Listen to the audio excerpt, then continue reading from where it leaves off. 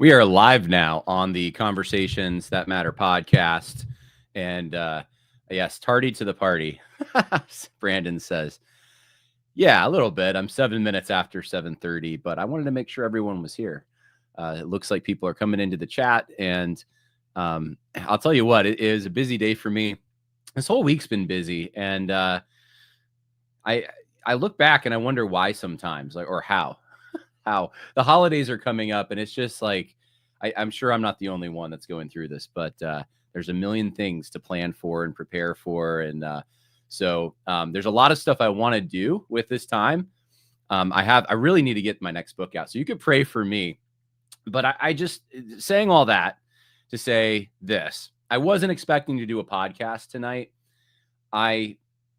I really argued myself into it probably within the last 2 hours and said, you probably just need to do this. And it's because I've been getting questions from people who are supporters of mine about this statement, this Antioch statement. And so I thought, I might as well just do a live stream about this. Yes, I have read it. I read it not long before it went public. Someone sent it to me and it probably went public half an hour later. And I do have thoughts on it. We'll go through it together. I want to talk about, broadly speaking, also this issue between, I guess that's a way to frame it, between Joel Webbon or between Tobias Riemenschneider and Joel Webbon. And these are two pastors. Some of you may not know what I'm talking about. You may not even know what the Antioch Declaration is. And if you don't, that is totally okay. Feel free, by the way, to skip this episode if it's just not something you're interested in. But if you have heard of these things and you are curious, I thought instead of answering everyone's questions in different places, which I want to do and would take more time, I'm just going to do it all here. So if you're streaming tonight, I will take questions and we'll go from there. So Scott's already causing trouble. I'll tell you what, Scott's saying, I can't wait for the Confederate Declaration. I will sign it. Oh, Scott, jumping ahead of yourself there. I know there's a lot of buzz and talk about this in certain quarters of Christianity, but not everywhere. And some of my audience seems to know about this. Many of them, it might be the vast majority of them, to be honest. I'm not sure. They don't seem to know anything about it. But for those of you who are interested, I will give you my thoughts on it today. Everyone's streaming now, apparently. Moscow, AD's streaming now? I didn't know that. Huh. I don't mean to compete with AD. Now you're going to have to make a choice. Well, I'll tell you what, you can always come back here. I'm not going to delete the video unless something crazy happens and you can watch my thoughts. But, if I were you, AD is pretty spicy. I might go listen to what he's saying and come back to what I'm saying later. Before we go into any of this, I want to make two announcements. First is Giving Tuesday is coming up. And I know some of you are considering what ministries to give to. Many of you, I know, used to give to ministries that you can't trust anymore. Part of that is maybe they were compromised by social justice. I know there's a lot of people who used to give to World Vision that they can't give to World Vision anymore. And so they're finding other ministries. One of the ministries that I support, that I would love to see others support, who want to support missions efforts. And really, this is a relief effort to Christian brothers and sisters across the other side of the world. Is accomplished by an organization called Equipping the Persecuted. And I just want to play a little video about equipping the persecuted and then make one announcement, and we'll get started with the situation at hand.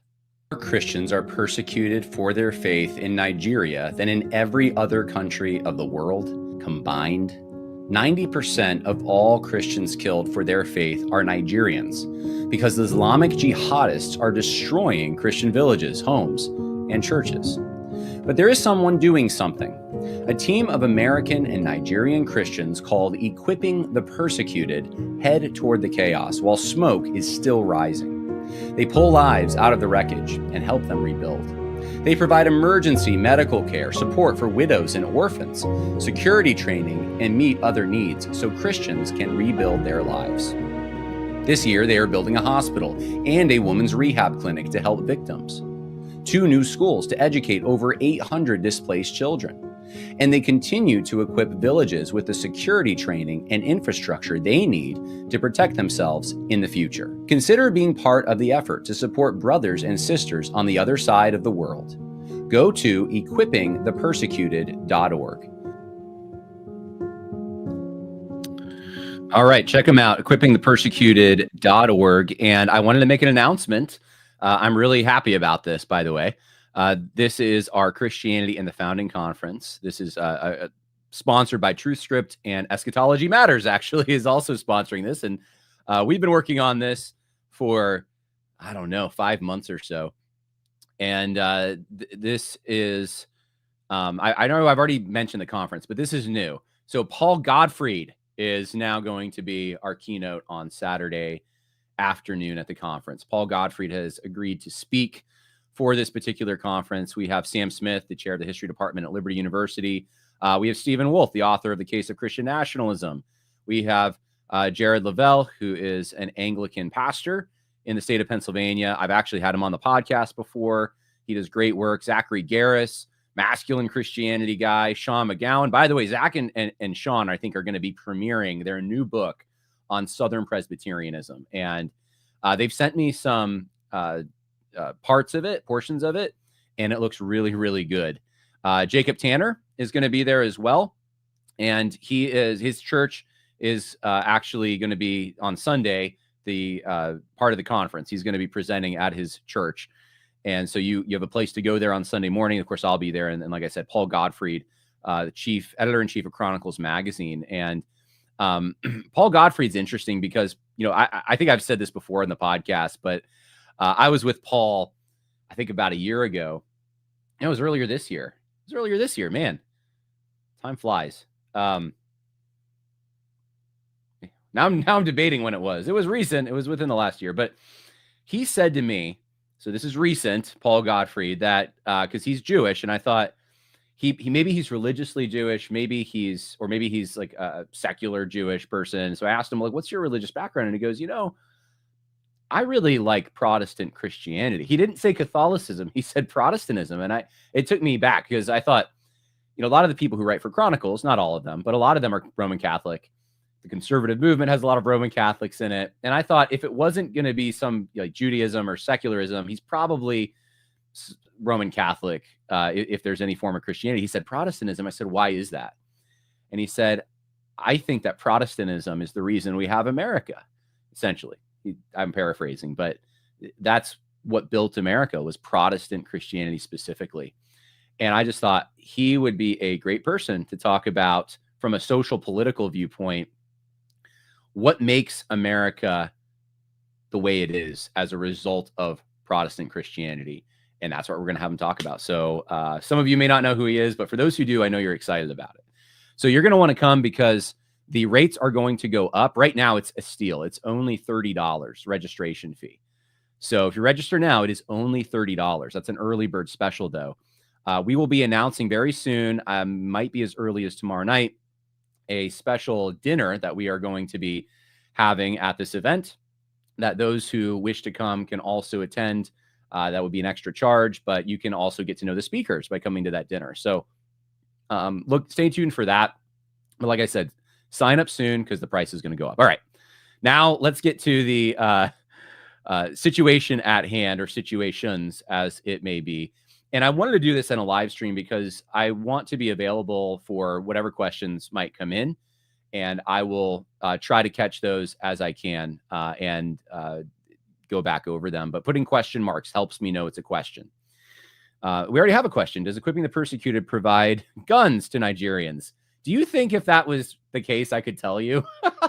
Not to my knowledge, but they do provide body armor. They provide training for Nigerian Christians so that they can defend themselves better, and things like walkie-talkies, basic communication, so that they can diminish the amount of lives lost when Muslim terrorists come into these towns, villages.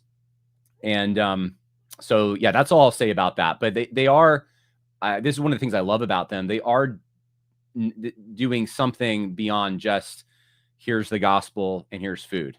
Those things are important, but they're getting slaughtered. Our Christian brothers and sisters are getting slaughtered over there. And I know you hear a lot about Israel. You hear a lot about other countries, but there is a massive wave of violence that's been happening in Nigeria for years now.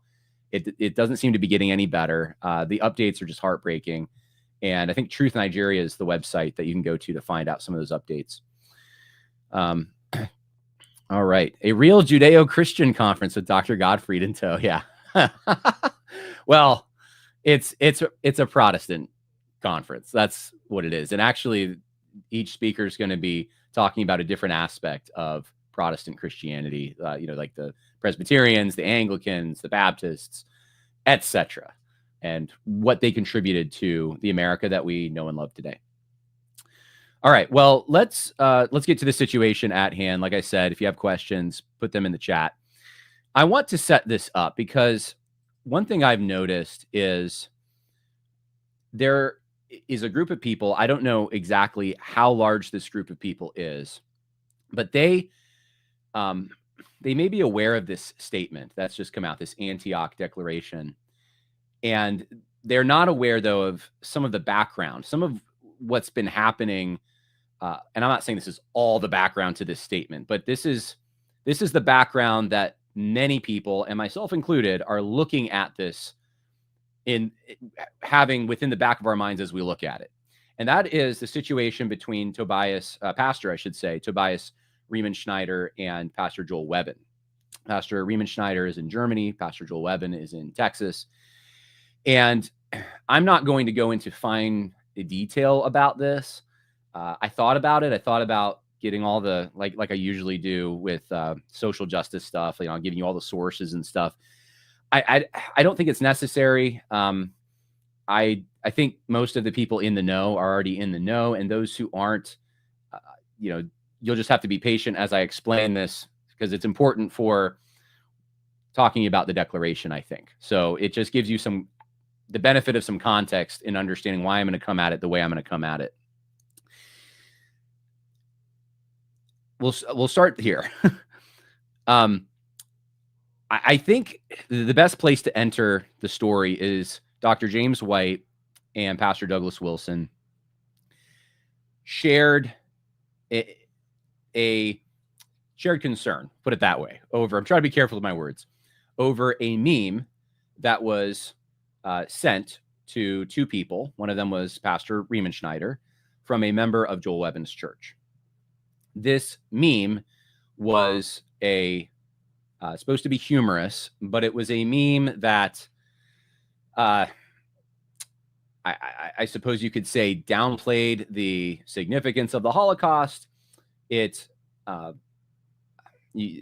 think Tobias Riemenschneider's issue in part was that it mocked Jewish people for being somehow lazy, something along those lines. It was essentially, though, I think it was a little girl, if I remember, asking her mom what the Holocaust was, and the mother replying, it was a time when Jewish people had to do work and it killed them.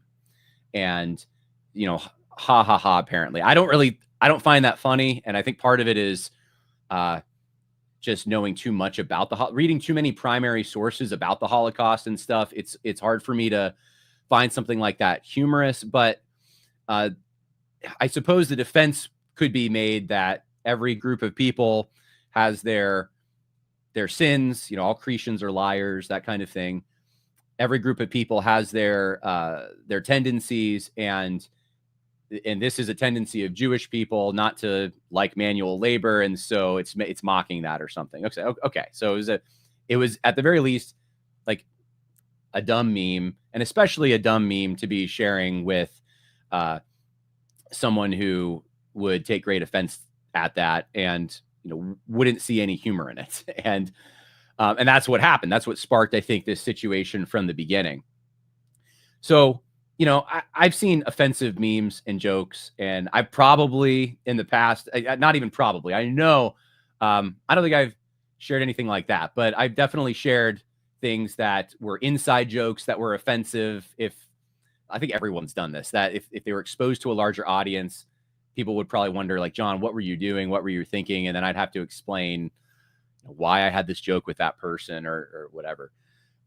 So there is this part of me when I first heard this that I thought, I don't know the context exactly. I don't know who the other person this meme was shared with was, but give the benefit of the doubt. This may just be a guy who he shared a bad joke, right? And he shouldn't have done that, but it's that, how do you handle something like that?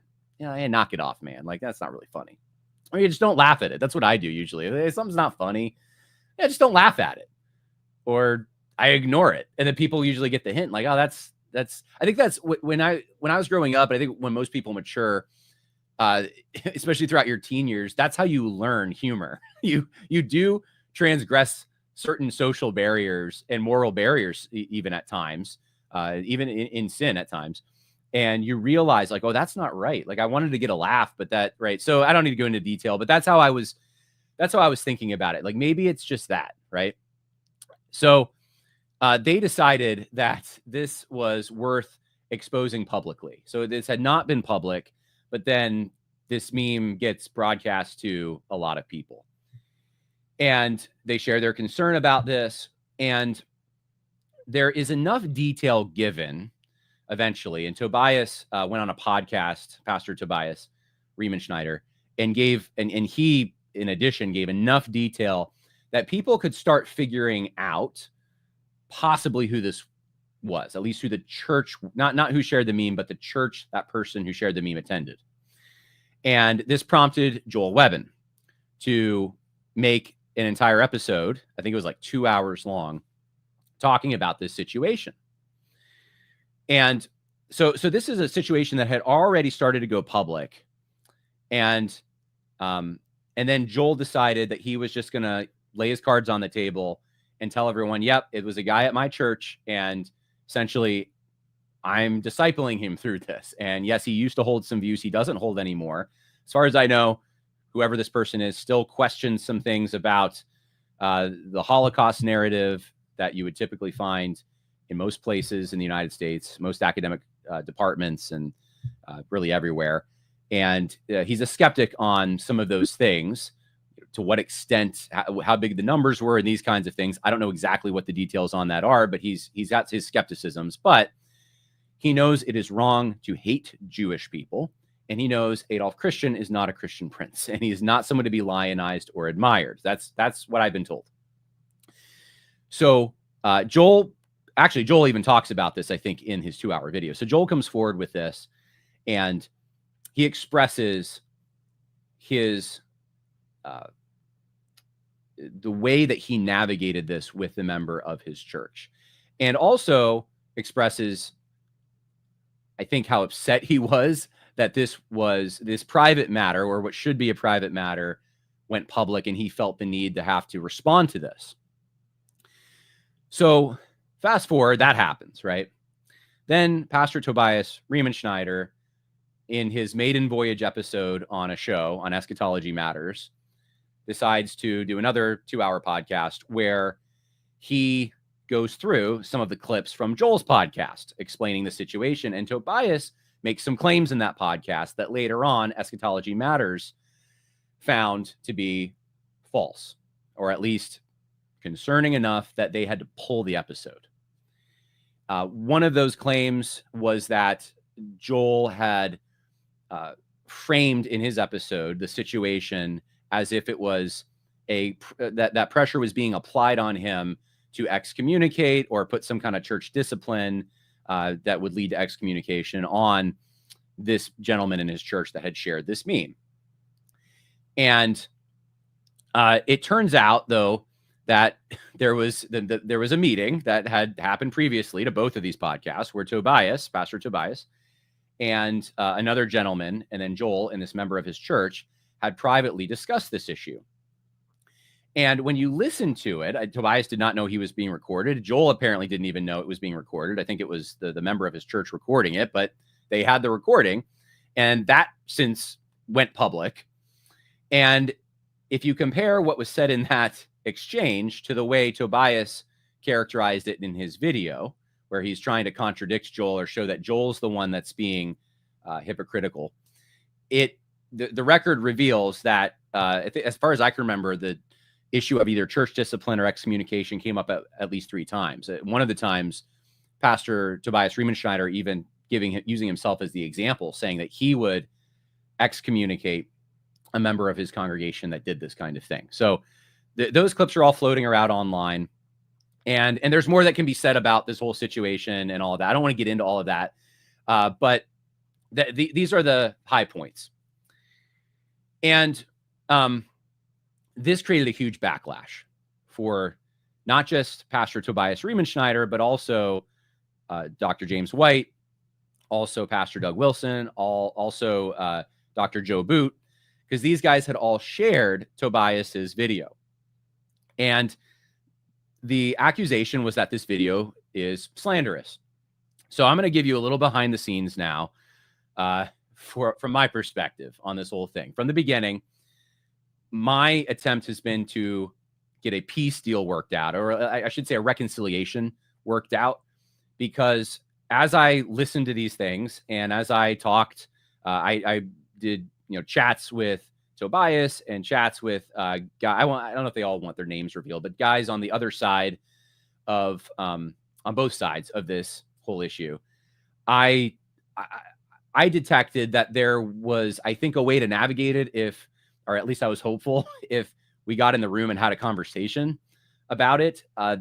For example, the issue I just brought up of, whether or not Joel had invented or made up this idea that he was being pressured to church discipline or excommunicate this member. That was an easy cut and dry thing to me, because I listened to this meeting that had happened previous to the podcasts, and it was obvious that there was that pressure. So I thought, well, all you have to do is show the record and like, look, let's give some grace here. Maybe Pastor Tobias, he didn't remember it that way. Like, it was clear in that communication, that meeting, that Tobias was very upset. And sometimes, I know, like, I'm being gracious here, but when I'm upset, sometimes, like, I'm in the moment and maybe my memory doesn't work as well. I'm thinking about what I'm upset about. And I thought, well, maybe that could explain some of this. Maybe there's an explanation, right? And we just need to talk about it. But when it's clear, cut and dry, apologies need to be made. And once apologies are made and they're received and there's forgiveness, then we can have unity and move on, right? That's what I was hoping for that. So I talked to Joel on the phone, and Joel I know he'd tell you this, but I talked to him for about an hour.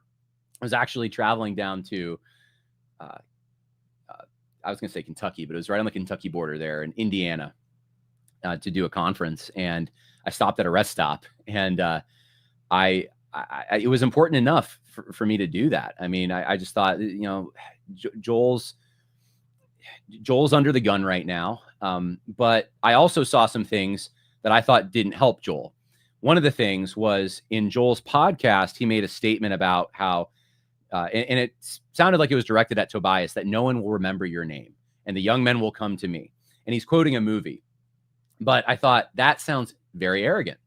And I talked to Joel about that. And I said, Joel, you can't be saying stuff like that. I can understand why Tobias was upset about that. And Tobias even started off his response to you with making a sarcastic comment about how no one's going to remember his name. And that's fine. And I was like, Joel, you can't do that. And to Joel's credit, he eventually did realize, you know what, that was an arrogant thing to say. And I shouldn't have said it, because it was arrogant. And he was humble about it and approachable. And I just want to say this about Joel. Joel's always been that way with me. Okay. For the however many years I've known him, he's in Texas, I'm in New York. I don't get to see him. I think I've only met him actually in person once, but whenever we've talked on the phone or had communication for podcast stuff or whatever, Joel has always been gracious like that. And he's always been approachable. And so one of the things I appreciate about him is he can say something on a podcast and you can disagree with him, and you can actually go to him with it and he will talk to you. He may give his explanation for why he said it, just like I would, just like most people would. But you can actually have a conversation. You can reason with him. And I found Joel to be magnanimous. Tobias, I will say, so I didn't talk to him directly, like on the phone, but I did go back and forth with him in a chat on Signal. And I just expressed, like, basically sorrow for the whole situation. I did that with both of them. But I eventually did, and this was recent. This was more, I think maybe this was a few weeks ago. I'm now maybe like 2 or 3 weeks ago. I'm thinking, whenever I listen to the video of the meeting, because I listened to it after a bunch of other people listened to it, It was like 2 weeks ago, I guess. I had, after that, I said, like, Tobias, I've listened to this, and like, you said things that sound very inaccurate, and like, we need to get this ready. And like, we need to rectify this, and sooner the better. Every day that goes by when this is just left hanging out there is not good. And so that was at the point when he told me that, he would be open to a public dialogue. I think debate's the word he used, but I wasn't looking for a debate necessarily. I had by that time gone online and just, I had tagged some of the guys who had been involved in this and just said, look, like, it'd be better if this happened privately, but if this keeps getting adjudicated, it seems like publicly. And it seems like every week there's a new thing to make this situation more dramatic, and way more dramatic than it needs to be. Even little things, even things like Dr. Joe Boot and Dr. James White posting pictures from this conference in Germany, but especially with James White's picture, showing Tobias there in the front when there's an outstanding issue between Tobias and Joel. It just makes the issue come up again. It makes the whole thing more dramatic. It signals that there's, like, you're okay associating with him, even when this matter hasn't been dealt with completely. And so I was just kind of like, if this public conversation is going to keep happening, and there's these jabs that keep going back and forth, and some things seem to me to be passive aggressive, and frankly, even some of the people defending Joel, it doesn't matter who, because a lot of them, I don't even know who their names are. They're Anon accounts, but there's definitely some hotheads in that camp too. And there's just a lot of like unhelpful things being said. And I thought, if we're going to do it publicly, my platform's open. Doesn't have to be on my platform, but let's have a conversation. Let's at least show a commitment publicly to having that conversation, go towards reconciliation, so we can move forward together stronger. And it's been about a week now, I guess, now I'm trying to get my time frame right here. So that was just over a week ago, I think, that I first made that offer. And it must have been then right before that I had come to Tobias with like, hey, I've listened to the video, and I see some things that don't seem to line up. Anyway, so fast forward to today, or this week, and where the matter stands has been kind of out in cyberspace somewhere, with people who want to see reconciliation, just hoping it's going to work out. Someone's going to make a move. Something's going to happen. And I know, because I haven't watched the dividing line. I just know there's some clips from Dr. James White's dividing line that have been going around where Dr. James White insinuates or suggests that Tobias has some kind of a statement coming where he's going to address some of these things. And I was hopeful about that. But still, I was thinking, every day that passes by, this cements. And it doesn't look good. Like, as Christians, we need to, I'm thinking, like, even the whole reconciliation process, you're literally supposed to be on your way to the altar. You're on your way to worship God, and you realize your brother has something against you. And you stop right there and you go get it right with your brother. Like, that is the attitude we're supposed to have. It's quick. I realize sometimes you got to gather facts. You have to think through things, but you do it as quick as you possibly can, because peace with your brother is of paramount importance. That was such an emphasis that Jesus had, was to be unified, and not with false doctrine, but with people who are truly Christians, to be unified. So far as it depends on you, be at peace with all men. There isn't peace. So, what do you do? And then this Antioch Declaration drops, and it's into this context that it drops. And of course, you see some of the main signers: Doug Wilson, Tobias Riemenschneider, Joe Boot, Dr. James White. And I asked Joel, I said, did you know about this before it went out? Did any of the guys who were defending you, the guys from Ogden, Utah, like Eric Kahn and Brian Sauve, is it Sauve, I think? I've actually never met him or talked to him, except in some group chats. So forgive me if I got the name wrong there. But, some of these guys, A.D. Robles would be another one. Like, did any of these guys know? And of course, none of them knew about it. It was it was dropped out there, and it's a statement. And when you read it, with the background that I just gave you, and you start reading the statement, it comes across as a statement about a situation more than it does about an issue. And that was one of the first things that jumped out at me. I was like, this seems like 50 years from now, if someone were to read it, they would look at it and think, "What? This is a little odd. It's tedious to get through. It takes some weird turns that just seem like unrelated to what should be the main point. It's an odd statement." And I'll go through it with you and show you why I think that's an odd statement. I think I'm in general agreement with much of what it says. There's some areas of disagreement I have, which I'll bring up, but it's just like weird. I guess is the word. Like it's just a little weird.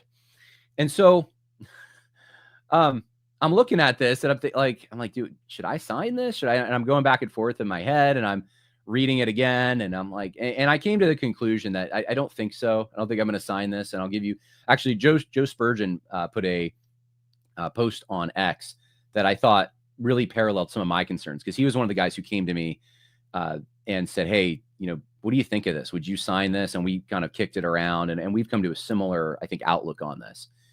But in the context I just gave you, I'm going to tell you how it feels, or how it seems. We'll put it that way. We don't need the feels. This is how it seems, right? Like use another sin pattern, like an actual sin pattern. So your friend's accused of lying, let's say, right? Like he's a liar. And you say, wait, well, hold on a minute. My friend's not a liar. And the person making the accusation says, no, he's a liar. And you say, wait, you're both my friends. And then you say, I'd love to, let's sit down and work through this, because you see a path through it and you could achieve a reconciliation, right? And then the other friend says, the person bringing the accusation says, well, you're going to have to give me time. I need to gather my thoughts, whatever. Okay. And during that intermittent time, during that time when this person's supposed to be, I guess, gathering their thoughts, they come to you with a petition. And it's a petition against liars, right? Or something like that. Okay. Here's a declaration against liars. Would you sign it? What would you do in that situation? Now, you could sign it, show your solidarity against lying, right? That's fine. Not wrong to sign it, by the way. But this is why I'm giving you some of the background. The context in which this developed matters to me, because I think most people in a situation like that would think, wait a minute, like we already have an outstanding issue with our mutual friend here who's been accused of lying. Like, let's get that figured out first. And then we can all take a stand against lying together. We'll be stronger for it. But when this outstanding issue is there and you want me to make this, show solidarity with you against lying, and you're accusing this person of lying, right? It makes it seem like maybe they're guilty. And you then are in this kind of like awkward position. Like, so this is like the position in 2020 and before that. Actually, there was there's a whole slew of statements that were made and against the alt-right, against ethno-nationalism, against Trump, against racism, against all kinds of things.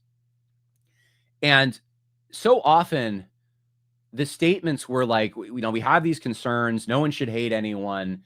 But there was this added sense that they're talking about Trump, or they're talking about MAGA people, some nefarious group. Often, if it was an evangelical statement, it wasn't very specific.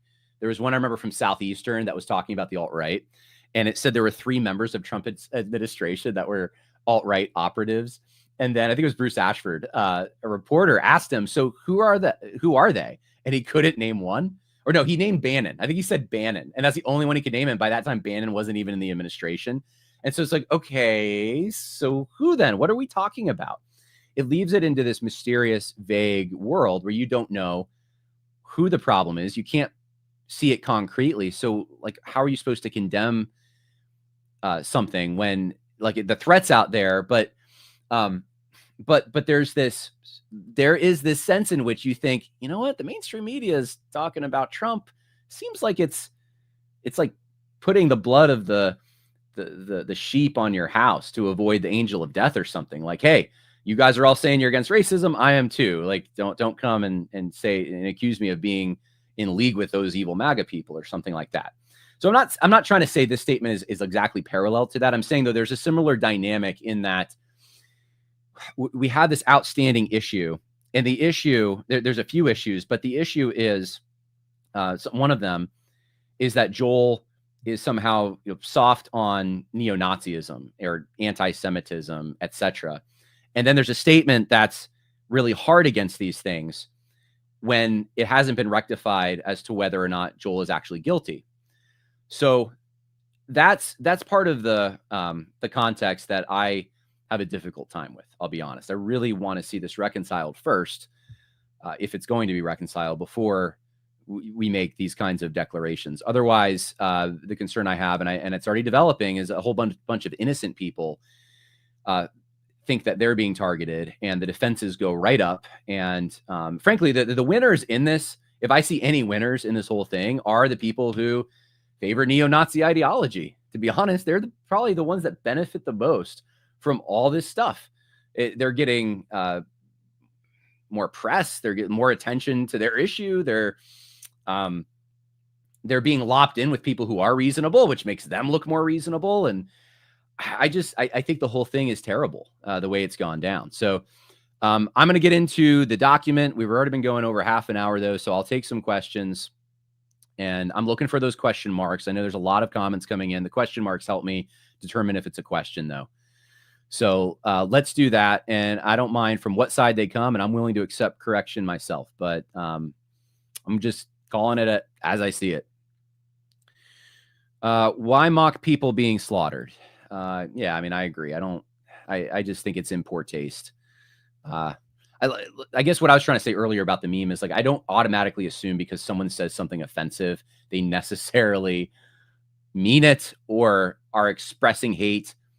It may be a bad thing they're sharing, but I know from experience, people, especially younger people, when they share private text messages, offensive things, sometimes it's just a dumb thing. They're looking for a laugh, and they think they're not, like, people who even joke about a Hitler joke, let's say, right? And they do a Nazi salute or something, and they're joking about, they're mocking how Hitler would look or act or something. Like, are they saying they're in league with Hitler? Like, no. And I think, the woke stuff has really taken a toll on comedy because of that. Like, you can't make fun of anything. You can't ever make a joke. And humor's an odd thing. Humor's a hard thing. And I've gotten in trouble for humor many times, partially because my sense of humor, I like a lot of things, but I think one of the things I laugh at the most is impersonation.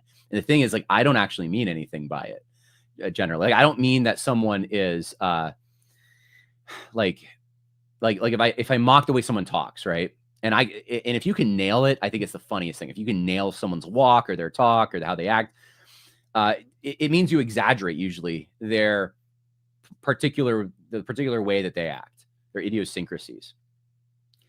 And sometimes that's just like some good old fashioned ribbing. Sometimes, though, it slops into you're actually questioning that person's character.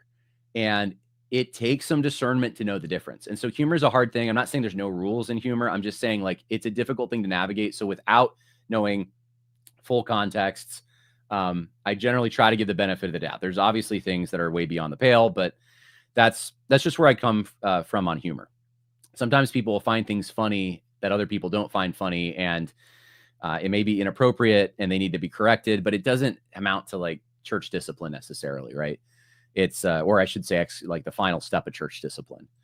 It may be enough to say, hey, dude, knock that off. That's silly. Come on. All right. So that's probably all I'll say about the meme thing. Not seeing a lot of opinions, which I can see. I don't see a lot of questions, though, yet. I saw Joel Webbon on Smarty Christian channel, and nothing he said offended them, I think he said, and I am Hispanic. What is the controversy here? Well, you have to go back and listen to what I said. Like, he wouldn't, if you listen to the meeting, it sounds like Pastor Riemenschneider, he was insinuating that this man in his church that shared this Holocaust-themed meme may have learned some of those things from Joel's church, that in Joel's church is where he is adopting these nefarious views. And so Joel is somewhat responsible for it, and he's not correcting this in strong enough terms, and that he needs to. And so that seems to be the issue. Of course, this isn't proven at all that Joel, in fact, one of the things that I saw, I wasn't going to mention this, but why not? There was a guy named Corey Mahler who Joel put out into a men's group a statement about, I guess, Corey and a podcast Corey's on. And he said that he basically warned his church members, warned the men in his church about it, basically said, I can't recommend this podcast. He left a little door open, though, by saying something along the lines of like, hey, maybe they probably have some good episodes, but I can't recommend this podcast because their views are terrible in these other areas. And that was taken by Pastor Tobias Riemenschneider to be too soft, that this was a partial endorsement of some of their work. And so these things are all kind of like conflated together. And I just thought that was also, something that was, again, I think Pastor Tobias Riemenschneider is sincere about this. He's actually, like I said, seems to be, with me at least, he's been somewhat humble and willing to talk and sincere. And he appreciates that, I want peace in this. But I think that was a misrepresentation. Like the full context of that is Joel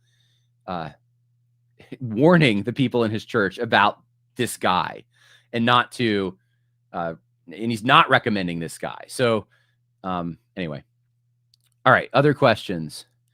Is not Joel Webbon a follower of Douglas Wilson? Is there any soul searching of his camp to see if all of this is built off Douglas's teachings? Yeah, I saw that online, that people were trying to say that the reason that this declaration was even issued was because there's these problems in Doug Wilson's brand of Christianity. Because Doug Wilson, who I assume wrote this, it's in his, it reads like a Doug Wilson blog, to be honest with you. In the beginning of it, there's an admission that this is a problem in our circles, this anti-Semitism / neo-Nazi, whatever.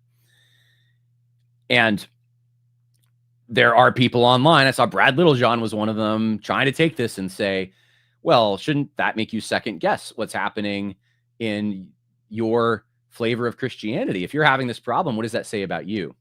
Which I knew would happen. As soon as I read that, I was like, that's exactly what they're going to say. They're going to say, what's the problem? Your camp has this issue? Man, must be something about you. So the question is, like, is this a problem with Doug Wilson's brand of Christianity? Doug Wilson's counter-signaled neo-Nazi stuff pretty hard. I don't think it's Doug Wilson's fault. I will say this, and this is kind of off the cuff, but when you have a movement that is interested in conserving hierarchy and things like patriarchy in family relationships and in church arrangements, and maybe even in social arrangements, and when you have a group of people that have taken some strong stands against some of the social justice teachings, you are naturally, I think, going to attract a range of people, but some of the characteristics of those people are going to be those interested in that kind of thing. And those are going to be people who want hierarchy, order. They want they want to push back against social justice stuff. And this is something that I think someone like Doug Wilson and someone like, even if you could take any of your actors on the certain quarters of the dissident right, your Nick Fuentes types, your Richard Spencer types, like they share this interest in pushing back against some of that stuff.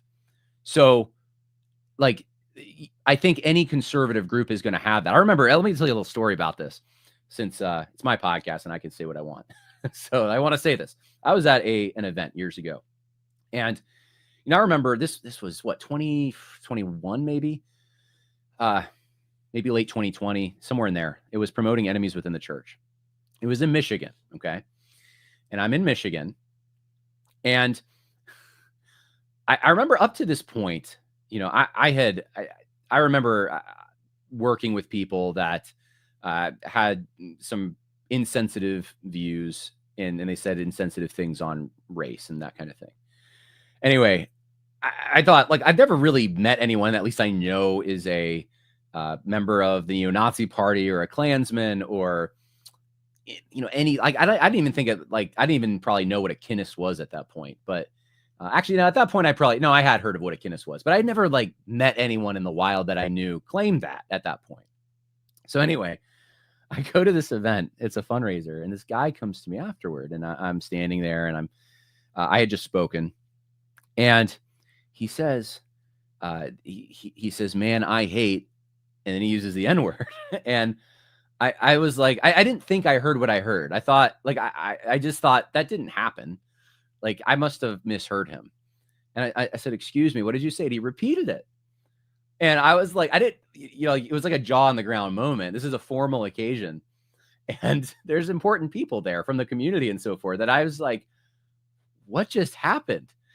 And he had, I think he must have been a skinhead or something. His hair was cut real short. And he starts, like, going into, like, I'm a white guy. Like, of course, I love white people. I don't like those people. And anyway, he kept going along that vein, and I tried to redirect him. I noted, and some other people started, like, joining the conversation. Like, they started, like, hearing what was going on, and, like, and it was a little bit of an awkward moment. But I started, like, trying to, like, redirect what he was saying into something more, like, constructive and moral and godly. And I was like, "Are you saying you don't like the way that social justice operatives use these blocks of people to push these evil things?" And, like, I was trying to do that kind of thing. And he was kind of like, "Nope, I just hate, man." Like, he was so overt with it. And it was like, it was kind of an awakening. I was like, wow, okay, there are some people like that. That's very rare that you run into people like that. But there are people like that out there. Now, why was he at that event? Like, you could ask the question, like, "Oh, John Harris was at this event, and so was this guy. This guy showed up. Like, what does that say about you, John? What does that say about the enemies within the church project?" And what? And since then, I've gone to so many more political events and stuff, and I realize you have your oddballs, like real oddballs. I mean, guys who think lizards control the earth. I'm not joking. And they show up on the left. They show up way more on the left, but they show up on the right at times. They, like, whenever there's a buzz, whenever there's something going on and they want significance, you'll see people like that. That's just called life in the real world. And there's certain kinds of events that will attract them more. So I would not be at all shocked. In fact, I just talked to a pastor recently who he has a problem with this kind of thing going on in his church, and he's very against it. But he was just like, "No, I mean, like, I've been asked to join the local clan," and he's like, "This may just be my area. This seems exceptionally rare, but, like, yeah, there's some guys at my church that are tracking this way, and it may just be because he's not those things at all, but that there may be the only church in the area that's not social justice and woke and that kind of thing, and they might think they have an opportunity there, to go make converts into their ideology and that kind of thing." So I would never, ever look at that and say that's the fault of Doug Wilson. And you even look at Jesus's ministry, and you could ask yourself, well, how come some of the people that followed him were following him? That's what the Pharisees says, right? Like, you got prostitutes and sinners, right? And these people obviously wanted to repent, or else they wouldn't be sticking around Jesus. But you have these nefarious characters. Why are they coming to you? In the end, you had Judas, right? Like, what's Judas doing there? Obviously, he thought he could benefit from this. There's people who follow Jesus who thought he's going to be this revolutionary figure, and they were interested in overthrowing Rome. And so they thought the palm branches, man, he's going to come in as a conqueror. Jesus, why do you have these rebels, these terrible people that would do violent things, perhaps, with you? You got to distance yourself, Jesus. You got to. Well, obviously, Jesus isn't endorsing that, but they're coming to Jesus because they think that they may have some kind of an advantage, and they may be able to realize their own ideas. And obviously, that didn't happen. So that's my 2 cents on that. I don't think I do want to cut those leftists off at the pass for trying to make that, like, obviously leftists have, like, there's no moral equivalency. It's not even close. Like, the leftists by nature, leftism is violent by nature, really. Like, the people that are attracted to that ideology are the same people who created the largest payout in all of American history. It wasn't from a hurricane. It was from the Summer of Love protests in 2020. Like, these people, the Antifa types, like, there is no comparison. It's not even close. But all right. Any other questions? Let's see here. Really sad that the declaration comes 2 weeks after a big win with Trump. I thought we would be more unified, and now they release this declaration 2 weeks later. Nonsense division. Was this planned? Well, I don't know how. Someone told me the website was registered the day before, so I guess it was planned, but it seems like it must have been quick. So I don't know. That's just what I saw. Someone on, I think, Twitter posted a screenshot of when it was registered. It was the day before. How can a reasonable person reject all of Hitler's theories concerning the Jews? What were all of Hitler's theories? I suppose I would ask a question back, and not really for this podcast, but Hitler, if you've read Mein Kampf, then you're going to walk away thinking that Hitler was a racial or genetic determinist on these things, and that he saw Jewish people as completely incompatible with German society. And if you look at the lead up to the Nuremberg laws, and then, of course, the Holocaust after that, then you find an exceptional amount of blaming the Jews for all kinds of things, some of which they were not responsible for. There have the popular theory is called scapegoat theory, that this was just like a way to blame the nation's ills on a group of people. I don't think that explains the whole thing. I think there's a number of factors that come together here, but I think that probably does factor in somewhat to this, that there's a group of people that, Hitler accused them of not being represented on the front lines in World War I, that they didn't really send their sons to fight.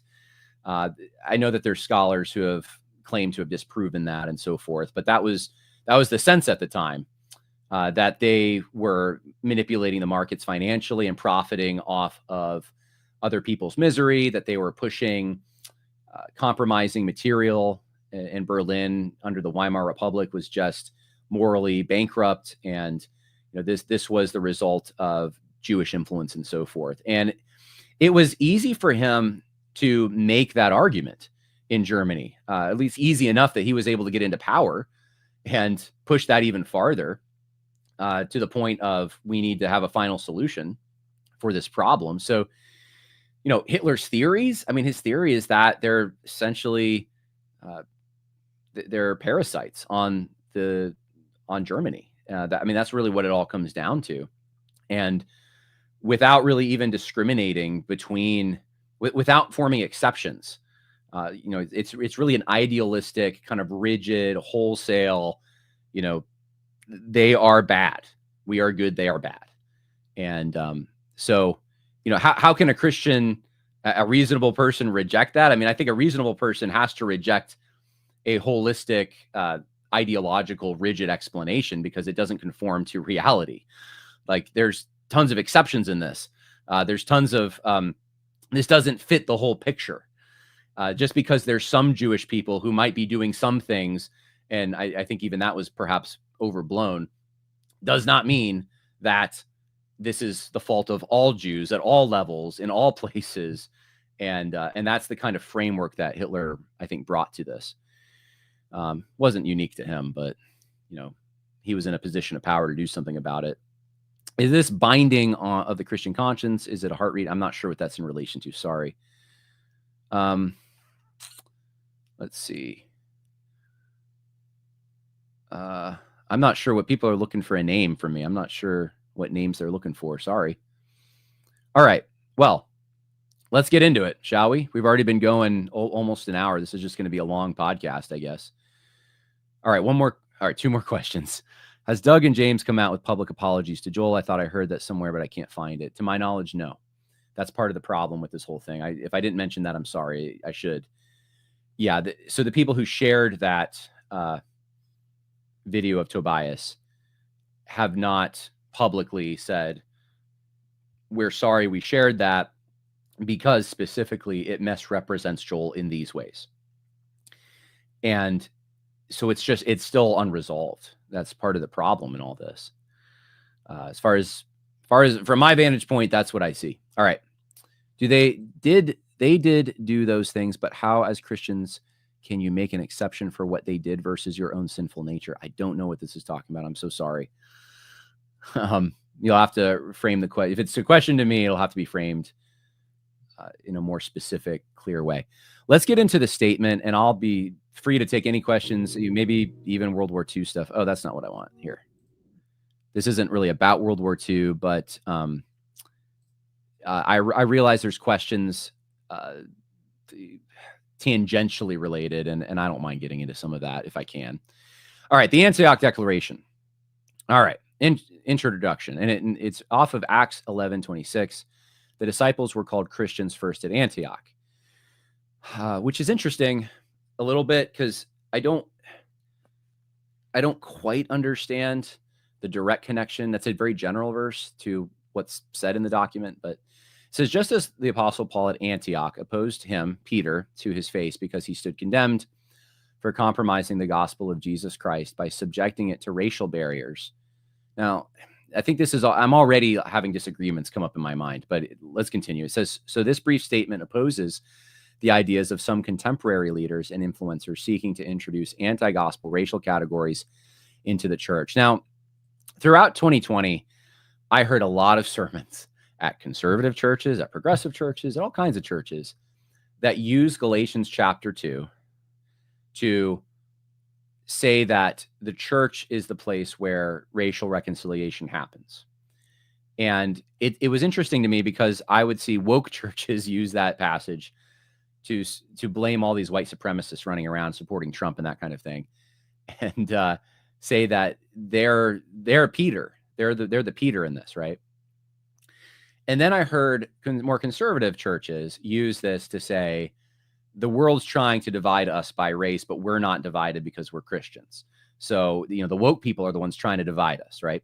You probably know exactly what I'm talking about. And I remember thinking throughout that whole period, what are they talking about? Galatians 2, if you read Galatians, is not, it's not subjecting the gospel of Jesus Christ to racial barriers.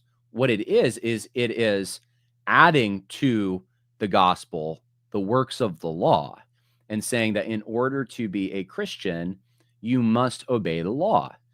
So the reason Peter was opposed by Paul to his face, in a very public way, by the way, is because Peter was more or less fence sitting on this. Peter was giving the impression that that kind of thing was acceptable, right?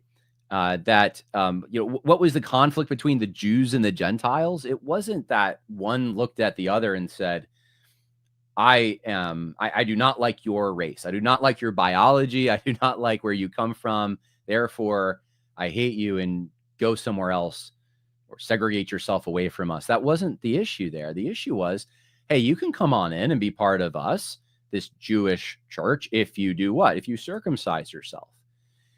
So this wasn't a racial barrier. This was a law barrier. This was a barrier that easily could be overcome if you're a Gentile. All you had to do was follow the Jewish law, right? Which anyone could do. It wasn't intrinsic to who you were, as for like a biology. It was something that, from the first sentence, I already was like, man, I don't like this framing. Let's see if it gets better. But I just think that the other thing I would mention too here is the question that I asked throughout this is, who is Peter in this? So, Paul did at Antioch oppose Peter to his face. That's the verse that this is based off of, right? That Acts 11:26 is the Christians they were first called Christians at Antioch, but then it's Paul at Antioch is opposing Peter. So who's the Peter? And we read this and we find there's really no one named. There's no specific person. And with all the context I gave you about the Joel Webbon thing, you're left thinking this sounds like it's about Joel. Even if the authors say it's not, it's still, with everything that's happened, it's hard to know.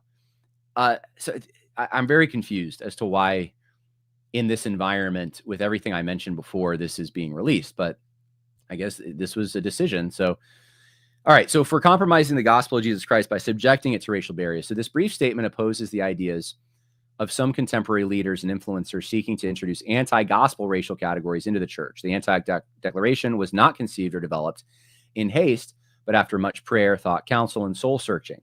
Our task is an unpleasant one, but like the Apostle Paul's, it is necessary even when other Christians are involved. When the gospel, once for all delivered to the saints, is itself at stake, we dare not remain silent. All right, so this puts it into a category of very serious stuff. Now, this is about the gospel primarily. So that means if you disagree with the statement, and if it's about the gospel, you better have some pretty good reasons for disagreeing, right? Because this is like of paramount importance. This isn't a secondary issue, is what they're saying. As confessionally reformed believers from a broad range of churches, we have come together to identify and resist a rising tide of reactionary thinking emerging on the fringes of our own circles. I think the people who are blaming Doug Wilson for this are probably looking at the signers and seeing like it I don't know how broad this range is, but it looks like it's mostly more reformed and theonomic guys. I'm sure there's exceptions. I haven't seen them, but those are the primary examples given. Those especially at risk of being led astray by wolves clothed as shepherds are among the younger generations of Christian men, whom we love and care about deeply. As believers, we must always... So you have a group identified here finally, right? Younger Christian men who are naive in some way. They're susceptible to this kind of manipulation, this heresy, this anti-gospel heresy. Younger men are being swept into this. As believers, we must always build and act upon the foundation of Scripture. This must include all our engagement in socio-political and cultural and political life to react to cultural developments in a manner that denies the functional and final authority of the Word of God over us is to move against the rule of Christ and his kingdom, since God does not show favoritism. The Word of God must be faithfully applied everywhere and to all. All right, no disagreements. This clearly implies that while we must never criticize the political right simply because the progressive left demand it, to declare that we will never have enemies on the right simply indicates to Satan and his hordes what form his next attack on the people of God should take and from which direction it should come. Now, some of you might not have the context to this, and this is why I think this is so tedious, in part. If you don't understand Charles Haywood's no enemies to the right, and now it's no enemies on the right, framing or principle, you're not going to understand what's being said here exactly. So Charles Haywood came out with, he just made the statement, and then it became this philosophy, or this, it's not a philosophy actually, it is a tactic is what it is. He came out with this tactic probably 2 years ago of how conservatives should reject the left's framing of issues. And the way he did it was he said we should have it's a political strategy, no enemies on the right. Now, I've clarified all of this. I did a podcast with Charles Haywood. You can go look at it. I've done several Twitter or X posts, and Charles Haywood has liked them. And so we are in agreement on this. No enemies on the right was never a statement that you could not criticize anyone on the right. That's never what it was supposed to be about. It was supposed to be, you don't treat those on the right as enemies in this current context. It's not universal. It's in this current context because the left holds the hammer. The left has all the power. The left also wants to use that power to punish you and any co-belligerents who would challenge the left's authority. So anyone on the right, no matter who they are, is subject to being canceled, shunned, beaten down. If they were in the Capitol on January 6th, thrown in jail, right? This is the situation. If you're anti-abortion and you protest and you break a federal law, quote unquote, you could have consequences. This is, anyone on the right has this hammer hanging over their heads. And so no enemies on the right was an attempt to say, we're not going to reinforce the framing of that hammer. In other words, we're not going to bring the hammer down on other people on the right. We don't want to. So if people get in trouble for racism, all right, the left says racism is this horrible, horrible thing that must be crushed, and they have the power to crush it. And there's people on the right, anywhere on the right, and they're challenging the left.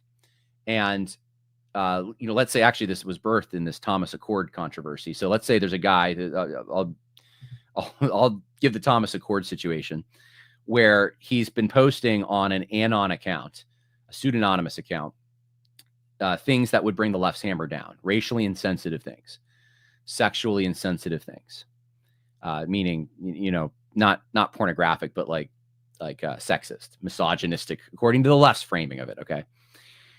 And you find out about this, how do you handle that?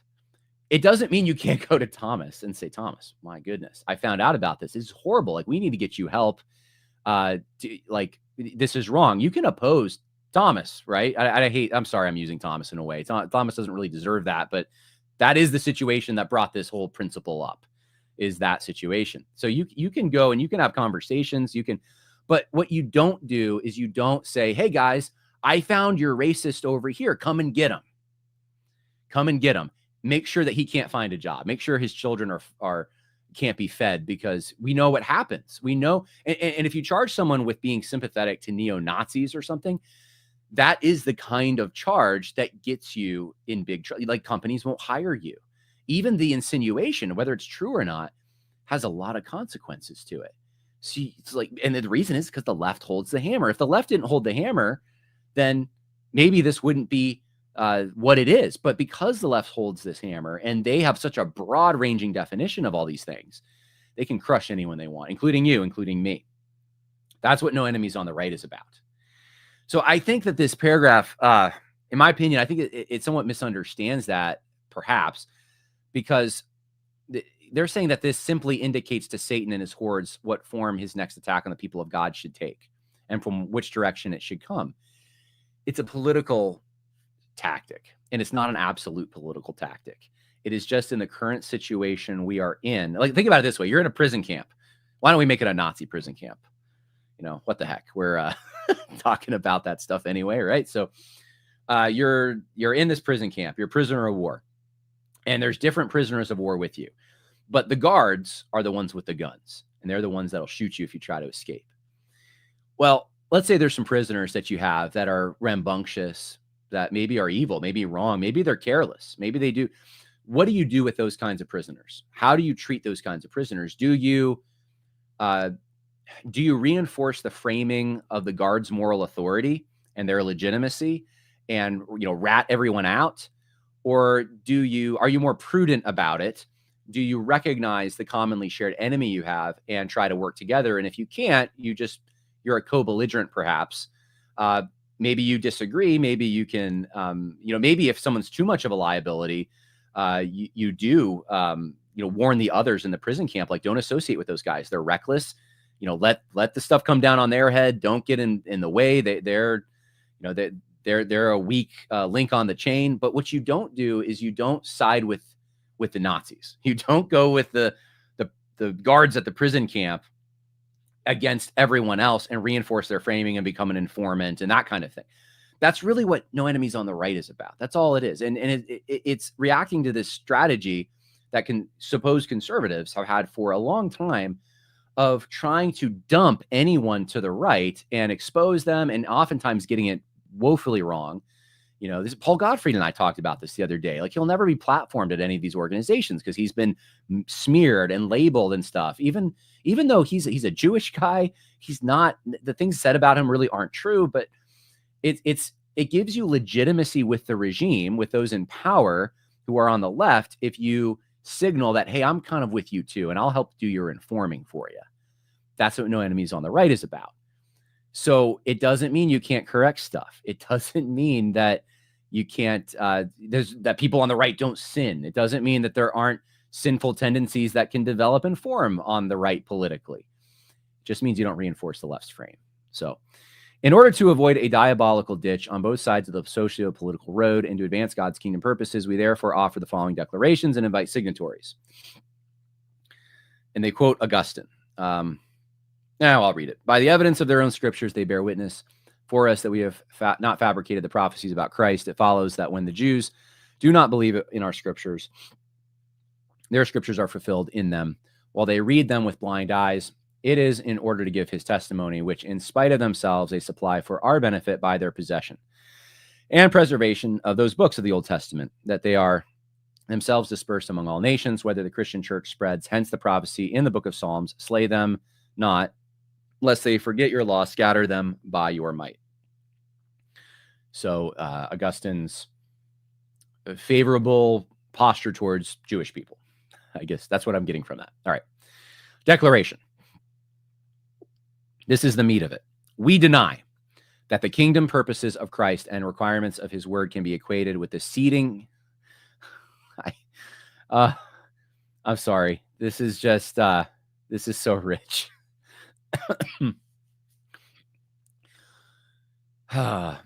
I apologize. I know this is a serious document. Okay. This is, but I don't know if an editor went through this or not, but it says we deny that the kingdom purposes of Christ and requirements of his word can be equated with the seating positions of political actors during the French Revolution.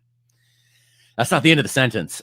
Or that the modern antithesis between right and left is equivalent to the antithesis that God established in the Garden of Eden between the seed of the woman and the seed of the serpent, the kingdom of darkness and the kingdom of light. Now, I know, because I was thinking about this, that some of these ministries that are supporting this document have long, big email lists. They're going to send this to all kinds of people that don't have any of the background that I shared at the beginning of this, and to all kinds of people who, people who have never, they don't understand the no enemies on the right strategy. And a lot of people who probably don't know the seating positions of political actors during the French Revolution and what that means. So what I think Doug Wilson, probably who wrote this, is saying is that the positions in the French representative body there were on the right. You had a group on the right and you had a group on the left. And that's where we get our modern political categories of right and left. We say on the right, we say on the left. And those on the right, more traditional conservative, those on the left, more revolutionary, that kind of thing, right? Okay, so he's saying that the kingdom purposes of Christ and the requirements of his word cannot be equated with those positions. Now, even that is tedious. I think what's being said here is that Christ and the law of God, that they apply to every person, irrespective of their political position and philosophy. And that every political party, person, group will be held accountable before God. That is true. And if that's what's trying to be said here, I don't know why they didn't just say that. We affirm that every political position, whether on the right or the left, is subject to the law of God. But it was phrased that way instead.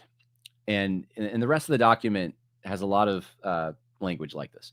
We affirm that the modern neo-pagan secular project is bankrupt and desperately trying to hold the social order together by means of a fraudulent narrative and anti-Christian worldview. As a result, the lies of secular elites in all spheres have necessarily grown increasingly evident and outrageous.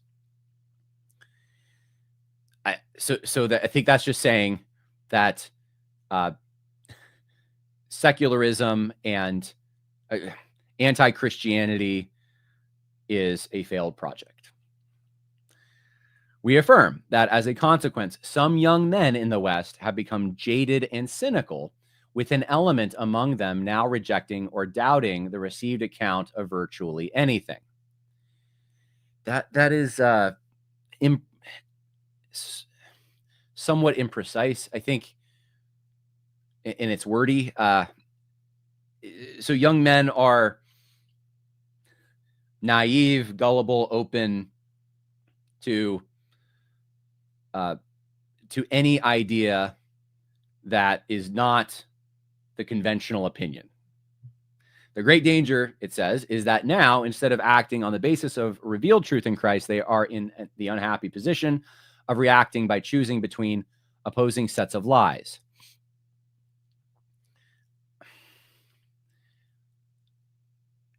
All right, so it's an accusation, is what it is. It's saying, because again, this is the group that's coming up. It's young men. So young men, maybe that's the Peter. So there's young men that are choosing lies, heretical gospel, anti-gospel lies that come from some element on the right.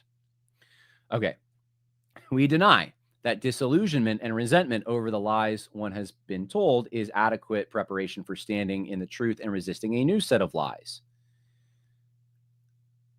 All right, just because you aren't a communist doesn't mean that you won't be a Nazi or a liberal or something else. We affirm that disillusionment and resentment make a person vulnerable to deception and frequently prepare the ground for accepting new falsehoods, setting the stage for further disillusionment. It's a dead-end road, young men who go this direction. We deny that neo-pagan secularism with its utopian religious motive arose as a consensus after World War II. Okay, so I'll stop there and digest a little bit of this. So there's young men that are going unconventional directions, and they're adopting lies on the right that are anti-gospel, and somehow they're bad, okay, and they're going to leave them in a bad spot. Is there some truth to some of this? I mean, I think so. I think there are some men. I don't know that they're all young. I think a lot of them are middle-aged, but there's definitely men who are adopting frameworks to try to explain the world around them, since their world was shattered, especially in 2020, that don't actually account for reality. And this is why Joseph Spurgeon and I did please listen to that, by the way.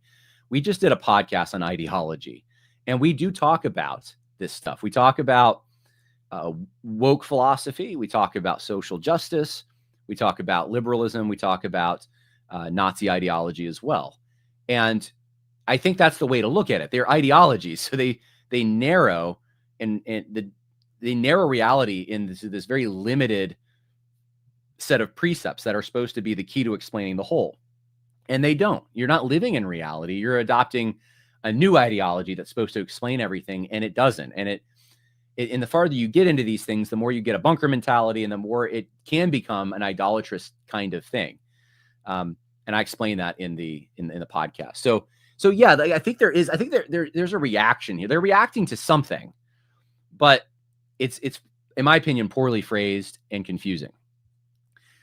All right, so now let's get into this. So if you don't know what the post-war consensus is, you're going to have a hard time here as well. So we deny that the neo-pagan secularism with its utopian religious motive arose as a consensus after World War II.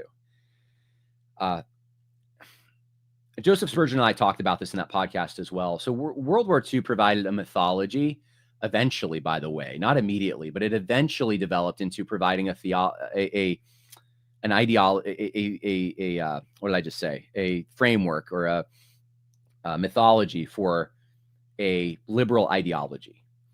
And if you could attach anything to Hitler, that's what the F scale was about, then you could discredit it. And anything that was hierarchical, anything that had order and boundaries, was subject to, well, that's Hitler. That's, Hitler was like that too. And so everything got compared to him and to, the Nuremberg trials. That was the moral code. That was the new 10 commandments for our new age. And fighting Nazis became the paramount objective. And it's led to the point where the impression is given that like European people can't even be trusted to have their own countries. They're just not capable because they're just so hateful. They'll do horrible, massively evil things if they have their own countries to themselves and they're in charge of them. And it's so sad. I mean, it's you can see how woke ideology has come out of much of this. And the interesting thing about it, though, is that like these ideas, and these were marinating for a while. This was going on for a long time. In America, you could even say like the post-Appomattox consensus, if you want, to talk about things like the rise of the modern state and the deep state and the liberal kind of like market forces and the individual choice in the market becoming the paramount thing. And like you could trace a whole bunch of things back there. Because a lot of these things have been developing for a while. So yeah, it's true. I think like technically this is true that like this didn't arise after World War II, all of this stuff, like the neoliberal order, the globo homo, as some people call it, that didn't arise after World War II because of World War II alone. It had been arising. World War II gave it a mythology, a helpful one to be used to that end. But the way it's phrased here, like, I don't know of anyone who's saying specifically that neo-pagan secularism arose as a consensus after World War II. Like, I neo-pagan secular, I don't even quite know what that term means, to be honest with you. Neo-pagan secularism. So it's very confusing to me. Rather, it manifests itself as the political outworking of the so-called Enlightenment during the French Revolution and gradually won the hearts and minds of Western nations. Yeah, I think you could even go before that, I suppose, if you want. That you could see elements of this in the Renaissance. I mean, Richard Weaver traces all of this back pretty much to nominalism and William of Ockham. But yeah, I mean, sure, like modernity is what we're talking about here. All right. And gradually it won the hearts and minds of Western nations, being well expressed in the political philosophies dominating Europe prior to the outbreak of the two great global conflagrations. Interesting word choice. We affirm that the aftermath of World War II served as a cultural tipping point for the secular narrative and its myth of religious neutrality, which has functioned as a centerpiece for these lies that has promoted this deception with triumphal hubris throughout all Western institutions, insisting on both an idolatrous religious pluralism and a mandatory globalist cosmopolitanism. Yeah, that's true. I can affirm that. We affirm that a contradictory and pervasive thread of self-doubt and self-loathing, I'm going to speed this up, has also formed an essential part of this secular narrative following the horrors of World War II. Thus, when the reactionary right challenges the post-war narrative, they are not necessarily breaking free of it. This is a reflex that the post-war narrative itself is nurtured. The narrative thrives on an unstable mix of white man, I don't even know if I can say this word, imperiousness and white guilt. That's, I think, just saying that, look, don't think you're escaping the post-war narrative if you're just like reacting to it, if you're just switching out the heroes and villains in the story. You're still kind of, I think that's true, actually. I think that's true. We deny that any particular view of the Allied leaders, their strategies or tactics during the Second World War should be a test of Christian orthodoxy. We further deny that the civic adiaphora may be expanded to cover malice, vainglory, race baiting, anti-Semitism, treachery, bitterness, or hatred. These issues are entirely distinct.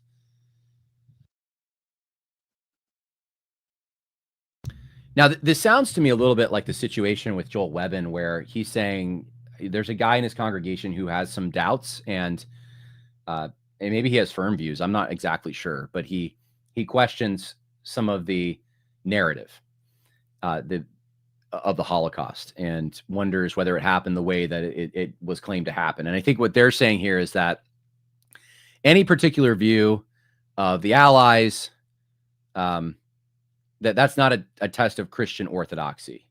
If you think that the Allies were wrong, well, maybe that's not, I don't know if maybe that's not about Joel. I see, even this is the problem with the statement in part. I'm grasping to try to find what this is related to. Is this about like the Tucker thing with Martyr Maid, maybe? Like, as he was saying, like Churchill was bad. Maybe that's what it is. I don't know. But okay, so there's some people who don't like Churchill and there's some people who question the Allies. And so that's not a test of Christian orthodoxy. But that there's all these other sinful things. Some of this stuff like vainglory, race baiting. I mean, I wish there was more biblical terms here, to be honest, because it would make it a lot easier to understand what's being talked about. Otherwise, it's like you have to have your own dictionary. You have to, like, if you maybe read Doug Wilson's blogs for the last 10 years, you know what all this is, but it's hard if you haven't, in my opinion. We deny that it is possible to harmonize the racial and anti-Semitic theories of Adolf Hitler and the neo-pagan doctrines of the Nazi cult with the gospel of Christ and the teachings of Scripture. Yeah, fair enough. That is, it is not possible to harmonize those things. I do not believe, no. And there's a lot that could be said here. This podcast isn't really about this, but if you look at what the Nazis were doing, and if you look at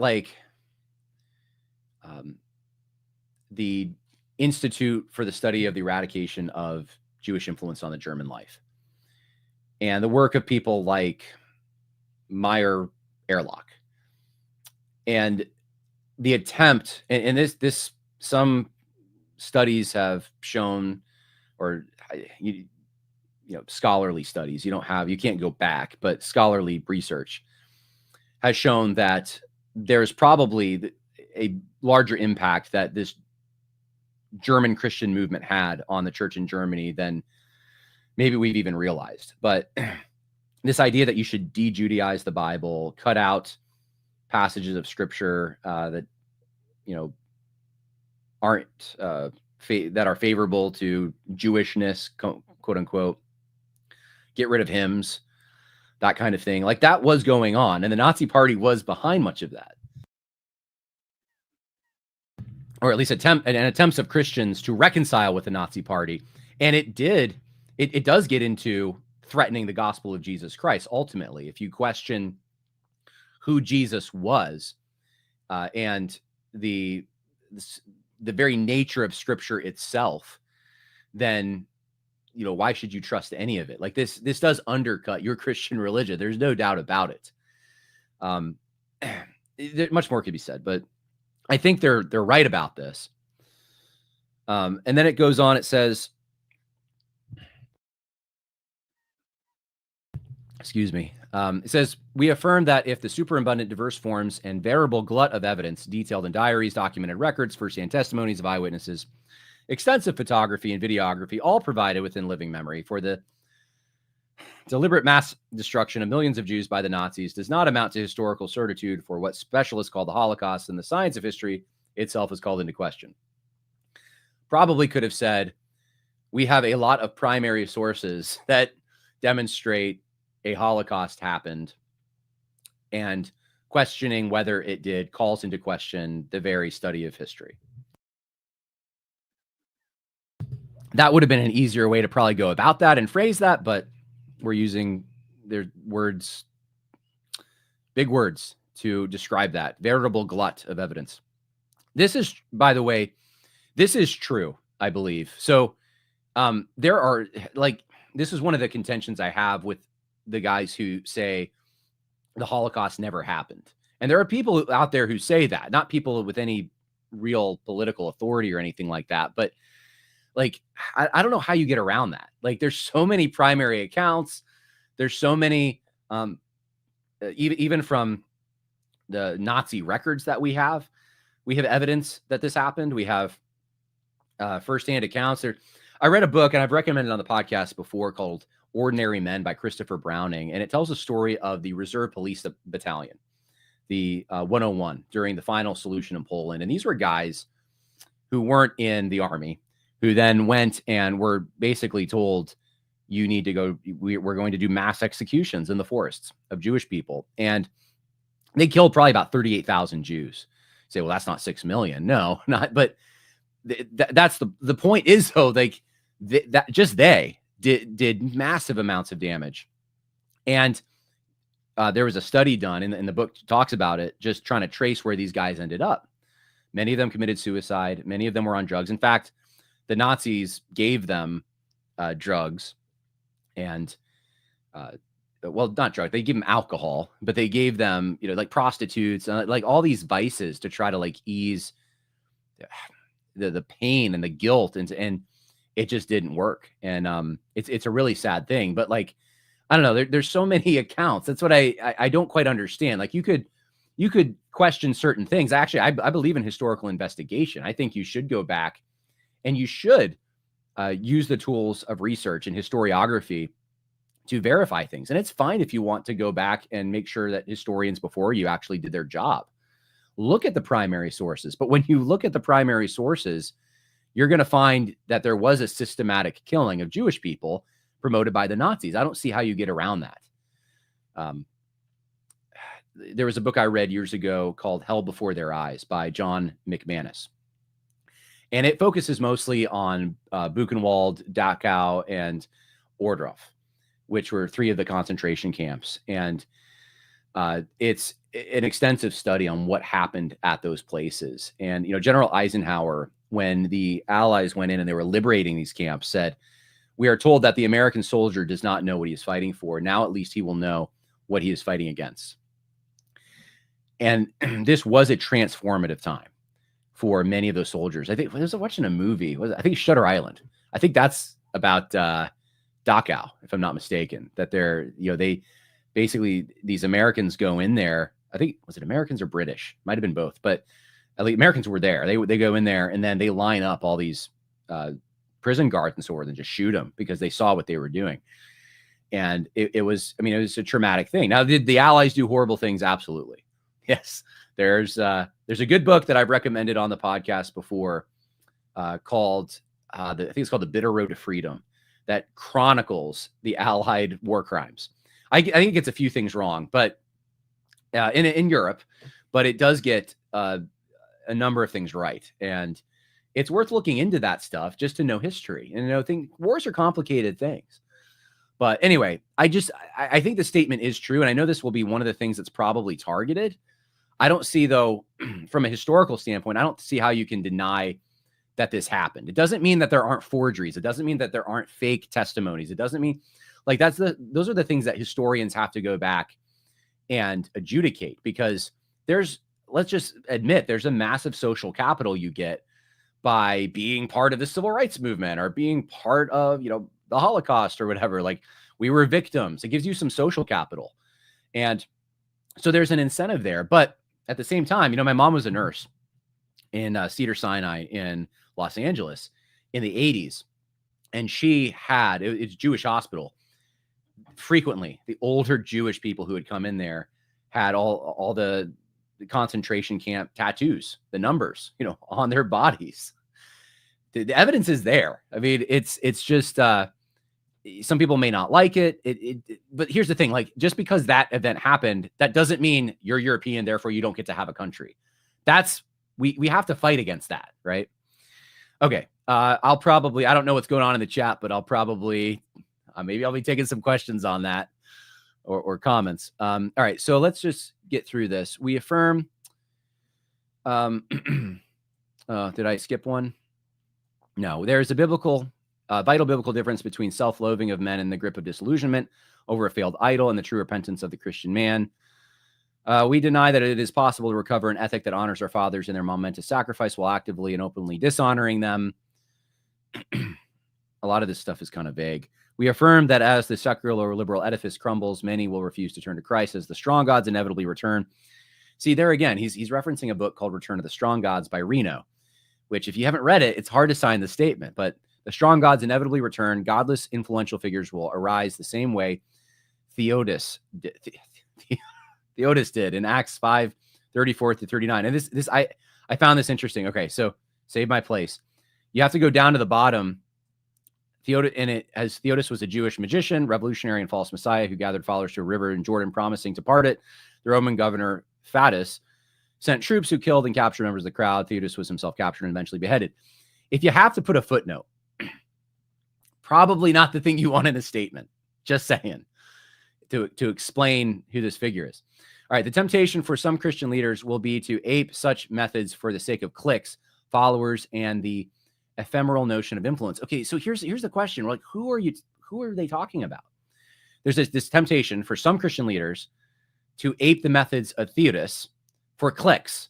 So we're talking about online, we're talking about videos, we're talking, I guess, I don't know, like, yeah. Is this Joel Webbon, right? This is what I think is going through everyone's minds. Like, you're talking about Joel?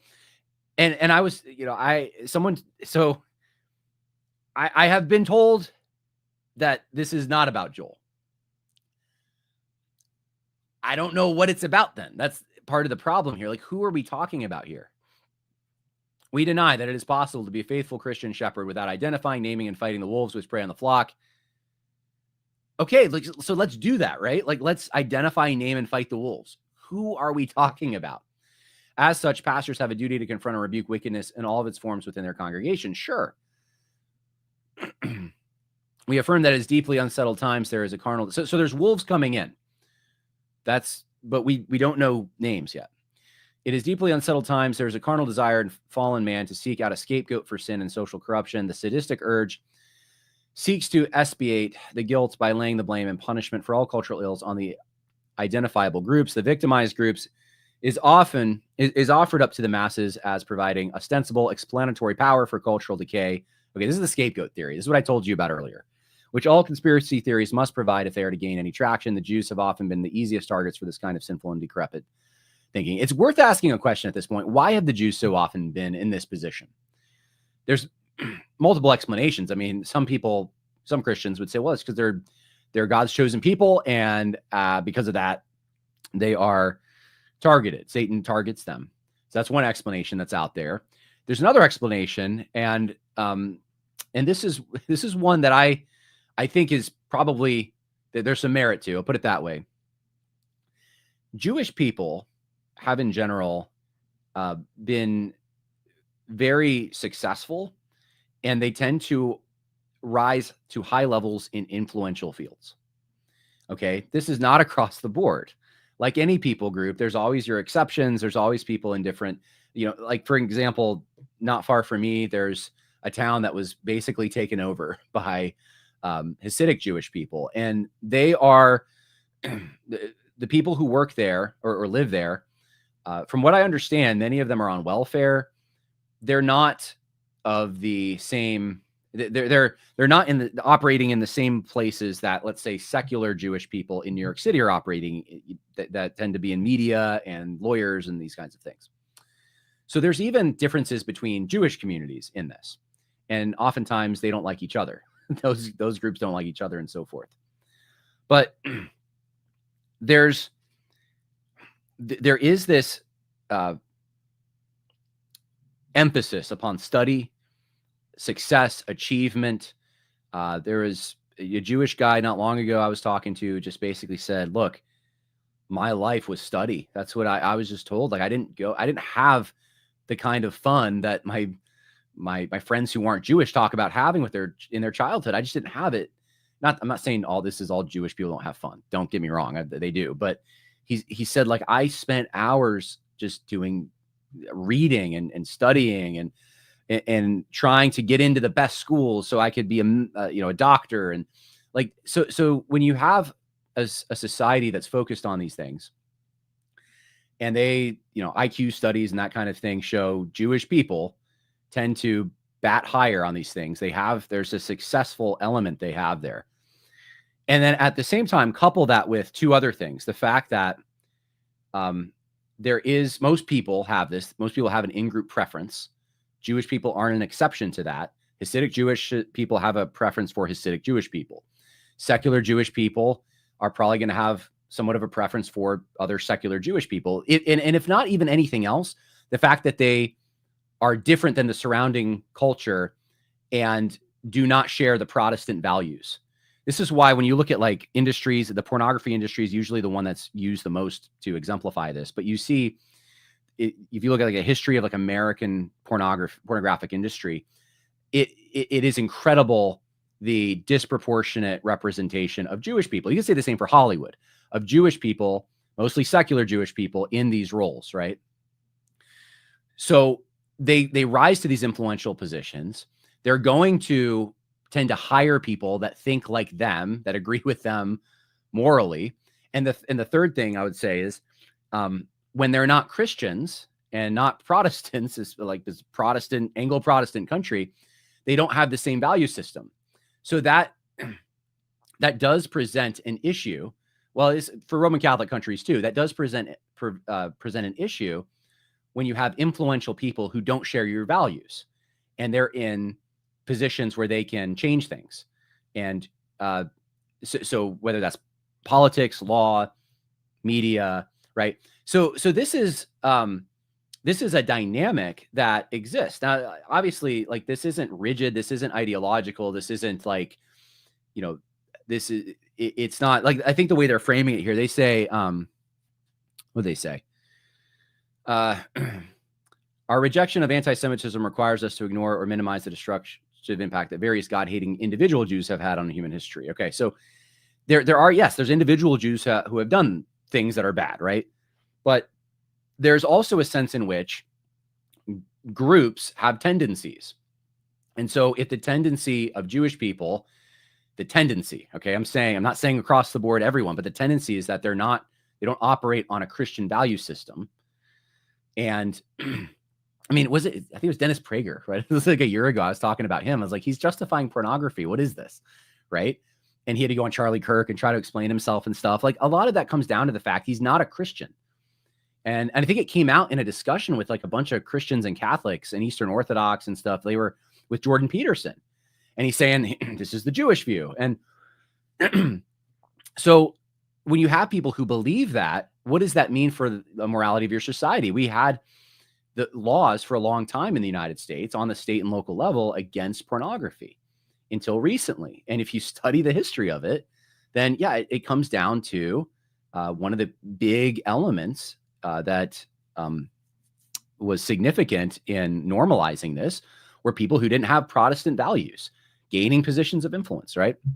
So I probably said enough about that, but I think I just think this is somewhat missing the point, I guess. So like, no one's disputing, like everyone agrees there's individuals in every group of people that are bad. Like, sin cuts across every single line because it affects all of humanity. We all have a sin nature, but it doesn't mean that some groups have different tendency, like have sinful tendencies that other groups don't have, as a matter of habit, or as a matter of beliefs that they have, or culture that they've been marinating in for centuries. Like, those things matter. Just as our rejection of the hatred of Europeans and Anglo-Saxons does not require us to ignore the cultural devastation that many God-hating individual Gentiles have produced. I've made this point many times. I think that's true. This is all true, but I don't know if it's getting at the point. Yeah, like there's groups of Europeans who have done exceptionally terrible things. And it's not just this one group that can hold the explanatory power for all the evil that exists around us. Like, that's ridiculous. It's not just one group. There are a number of groups that have afflicted us with a number of things. And some of you didn't like the 1607 project because I think gently, but it does make the point that there were some Puritan instincts later when the Puritans apostatized, or their children did, and became Yankees. Like, this put us on this revolutionary mission. And this wasn't a Jewish project. Like, this was something that was in America before you had large quantities of Jewish people coming here. So yeah, there's Europeans who do bad things. Anyway, every ethnic people have members to be ashamed of, and every ethnic people have members to be grateful for. I mean, this is all true. No, does anyone question this, though? We deny that Jews are in any way uniquely malevolent or sinful, that Judaism in its multifarious expressions is objectively more dangerous than other false religions, or that it represents an exceptional threat to Christianity and Christian peoples. By nature, the Jews are objects of wrath, just like the rest of us, which is condemnation enough, and are equally recipients of God's grace. Okay, well, they're also the enemies of mankind.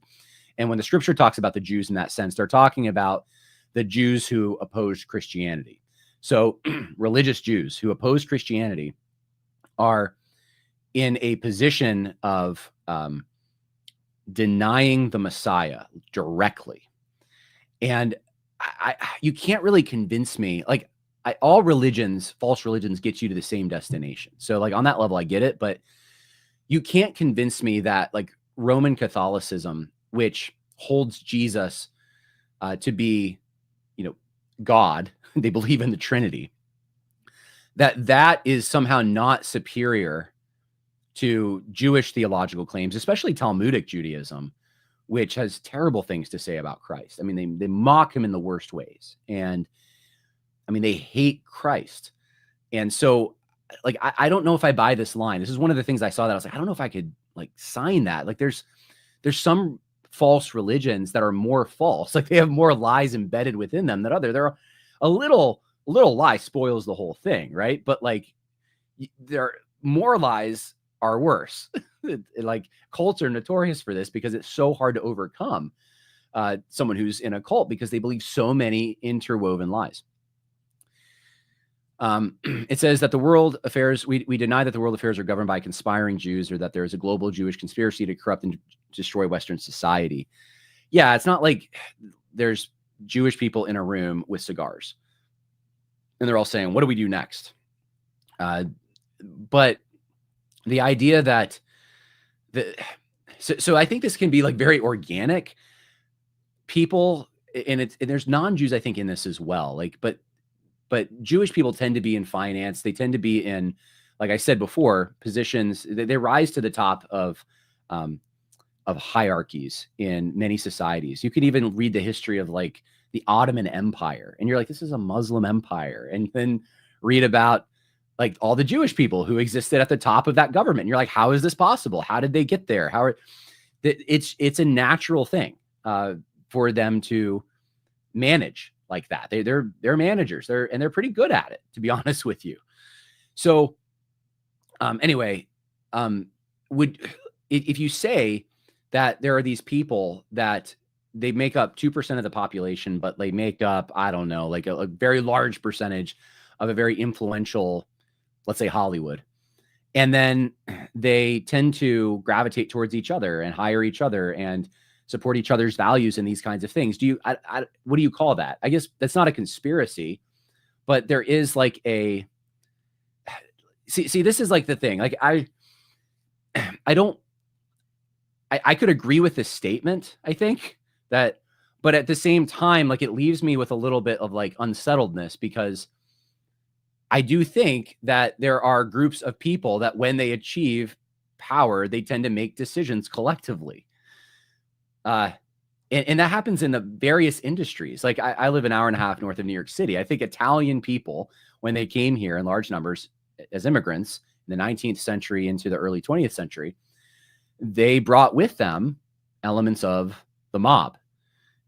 Does that mean all Italians are mobsters? No, not at all. Not saying that, but that became part of their local government in a way. There's still a mob. And so would I say like that region, you know, there's this, people say there's an Italian conspiracy. Well, there's not. I'm like, okay, there's not. But like at the same time, like I can see that there are Italians who are, and it seems like it's mostly Italians in this neighborhood or in this community that seem to be making decisions that affect the rest of the community. Like, so what do you call that is the question I have, I guess. And would this statement even address that? Because I think that's when I hear this brought up, that's more what I hear is like Christians are concerned, and it shouldn't just be about Jewish people, by the way, but Christians who want to see Christian morals, Christian influence in society. They want Christians to be in those positions of influence. They want to reject the authority of people who are going to push anti-Christian values on them. And that's going to come from people who aren't Christians. Surprise, surprise. Jewish people don't tend to be Christians. So I think the answer to that is, of course, try to aim high with your children. Try to say, hey, go be a lawyer, go make the connections, try to get into the good schools, try to pursue excellence. Whatever gift you have, you pursue it and use whatever influence you have. Run for political office. Like that should be the answer to that concern, right? Unfortunately, there are guys on the internet who seem to think like you should just sit back and I guess not do much, but like as long as you name it, as long as you say it's Jews or something, like then we can get somewhere, as if that's going to be a solution. Like no, like the solution has always been Christians should actually seek power, and we have been hammered for years by gospel coalition types that Jesus didn't seek power. You shouldn't seek power. It's wrong to seek power. And then you wake up surprised that, hey, the powerful people aren't Christians. Anyway, I'm off my soapbox. We affirm that the Jews are, as all other men, alienated from God and in need of the cleansing blood of Jesus Christ. As a people, they have nevertheless remained an object of God's providential care with the Puritans of old. We affirm that in God's good grace, multitudes of Jews, hey, the Puritans had slaves. I'm just kidding. I'm not really kidding.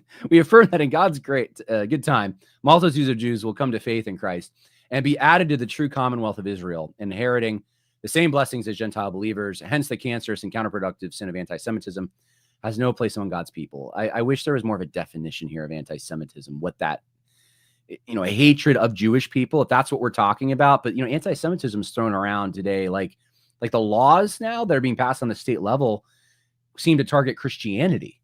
So another broad term that you have to be specific about. Otherwise, what are we talking about? We deny that there is more than one message or way of salvation. Salvation is through Christ alone, by faith alone, and by grace alone, for both Jew and Gentile, out of whom God has made one people, removing the dividing line, wall of hostility. We affirm that God has ordained the existence of people and nations, and as such, our cultural heritage is something to be grateful for, so that in view of God's good gifts to our people, national pride, along with a healthy patriotism, are appropriate for Christians. At the same time, it is important to reject every form of identity politics, whether at the left or right, or whether it takes its malicious, whether the form it takes is malicious or vainglorious. Now, I like the first part of this. Second part is kind of ambiguous. I'm not really sure, what is vainglorious? Do we have to go into Doug Wilson's blog to read blogs on vainglory to figure this out?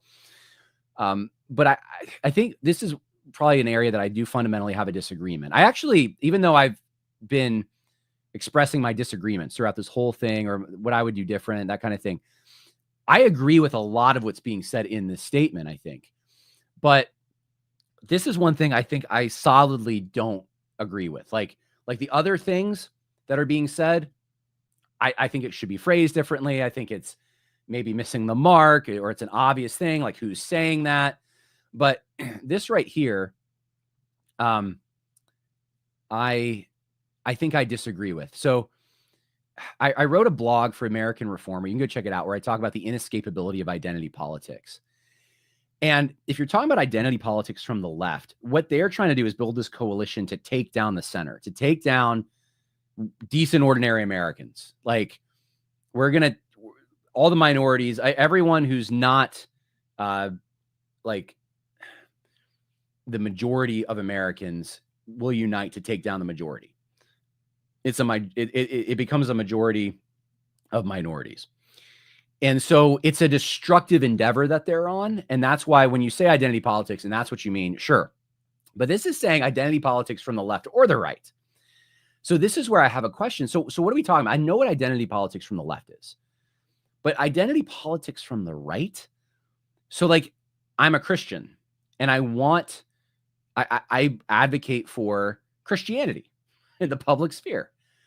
Is that identity politics now? To say that there is no such thing as identity politics on the left or the right, does that just say there's a neutral public square? Because they already said they didn't want secularism.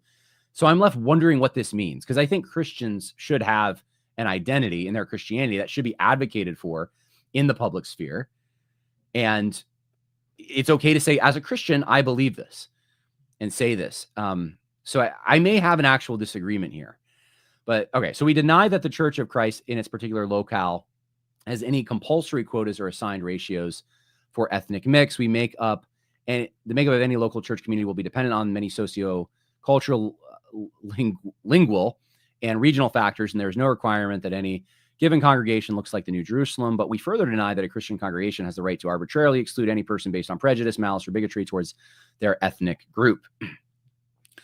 We affirm that the ultimate bond or good for temporal human life is not grounded in the absolute loyalty to blood and soil, family, or nation, but in the totalizing bond of the kingdom of God through the covenant of grace. That's an odd statement in my mind. I don't know if I disagree or not. I tend to think not. So it's so the ultimate bond. So the thing that connects you to other people in temporal human life, I think that means the family. I think that means your role in society. It's not grounded in loyalty to blood and soil, family, or nation. So this creates a problem in my mind, because throughout so much of Scripture, you see this connection to the fathers, to ancestors, Abraham, Isaac, and Jacob. This becomes intrinsic to the identity of the Israelites. It's on the basis of who they are that the land that they live in goes back to them during Jubilee, and foreigners can't own it. It's not so then it says, but on the totalizing bond of the kingdom of God through the covenant of grace. I really would have to figure out, how does that work? You could say that the nation of Israel had a covenant, so the covenant bound them. Okay, fine. The covenant was the thing.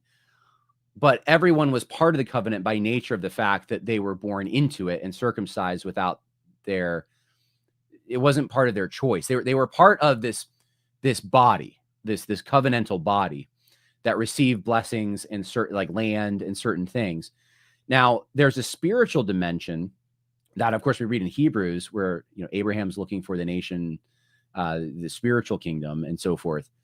And those who are of true Israel, are the ones are the spiritual seed of Abraham. So yes, we have that, but that's a spirit that, again, we're not though in temporal human life now. So I just don't know. Like, how do I, but my daughter's not a Christian yet, right? Like, she's part of my house, but, and this the same for Presbyterians, whether she was, has, she's been baptized or not, she has not actually received the Holy Spirit yet. So how does that work? I guess maybe, I don't know, maybe for, I don't know. The federal vision stuff might be the thing that explains this better. I'm not saying I agree with it, but like there's this very tangible element to the covenant in that. So I don't know. It's just like it raises more questions and confusion in my mind than it answers. But let's move on. This is like the longest podcast I've ever done. All right. We affirm that in all things, including the treatment of our fellow human beings, the model man and example is not the life and teachings of Aristotle. Where in the world did that come from? Like reading the whole thing, it's like now it's like throwing a wrench into the life and teachings of Aristotle, nor squirrel, nor any other merely historical personage, but the Lord Jesus Christ himself, Son of Man and eternal Son of God. I think you need an extra statement to explain why Aristotle got lumped into this. And then who in the world is saying that Aristotle is the model man and example? Is the model man and not Christ. Who's saying this? I've never met any Christian saying this. So, and there's no specificity of who exactly they're talking about. I know there's all these, anons online, I guess, who subscribe to some neo-Nazi ideology, and a lot of anons, most anons probably don't, but I don't know what they're talking about. The context I've given you at the beginning seems to make the most sense of this to me, but it ends up, in my opinion, being a very not helpful statement. And I'm someone who, well, look, here's this people who are signing it. I've seen more signers here. Scott Aniel from G3 Ministries. You got, mostly it's guys from, it looks like guys from like the Ezra Institute and from Moscow and that kind of stuff. So Truth Exchange, someone from Truth Exchange signed it. Okay. Well, look, if you sign it, no judgment. I'm not saying that you're wrong necessarily, or like I signed the Dallas Statement and I didn't agree with everything in the Dallas Statement. They have a statement about race being a social construct and stuff, and that sounded to me like it was from critical race theory more.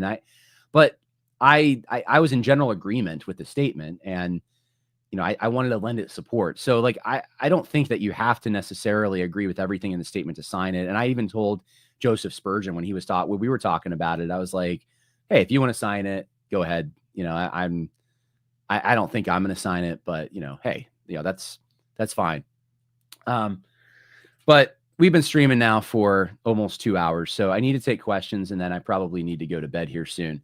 And you're getting my unvarnished opinions on it. I think to maybe like just summarize what I'm saying in all of this.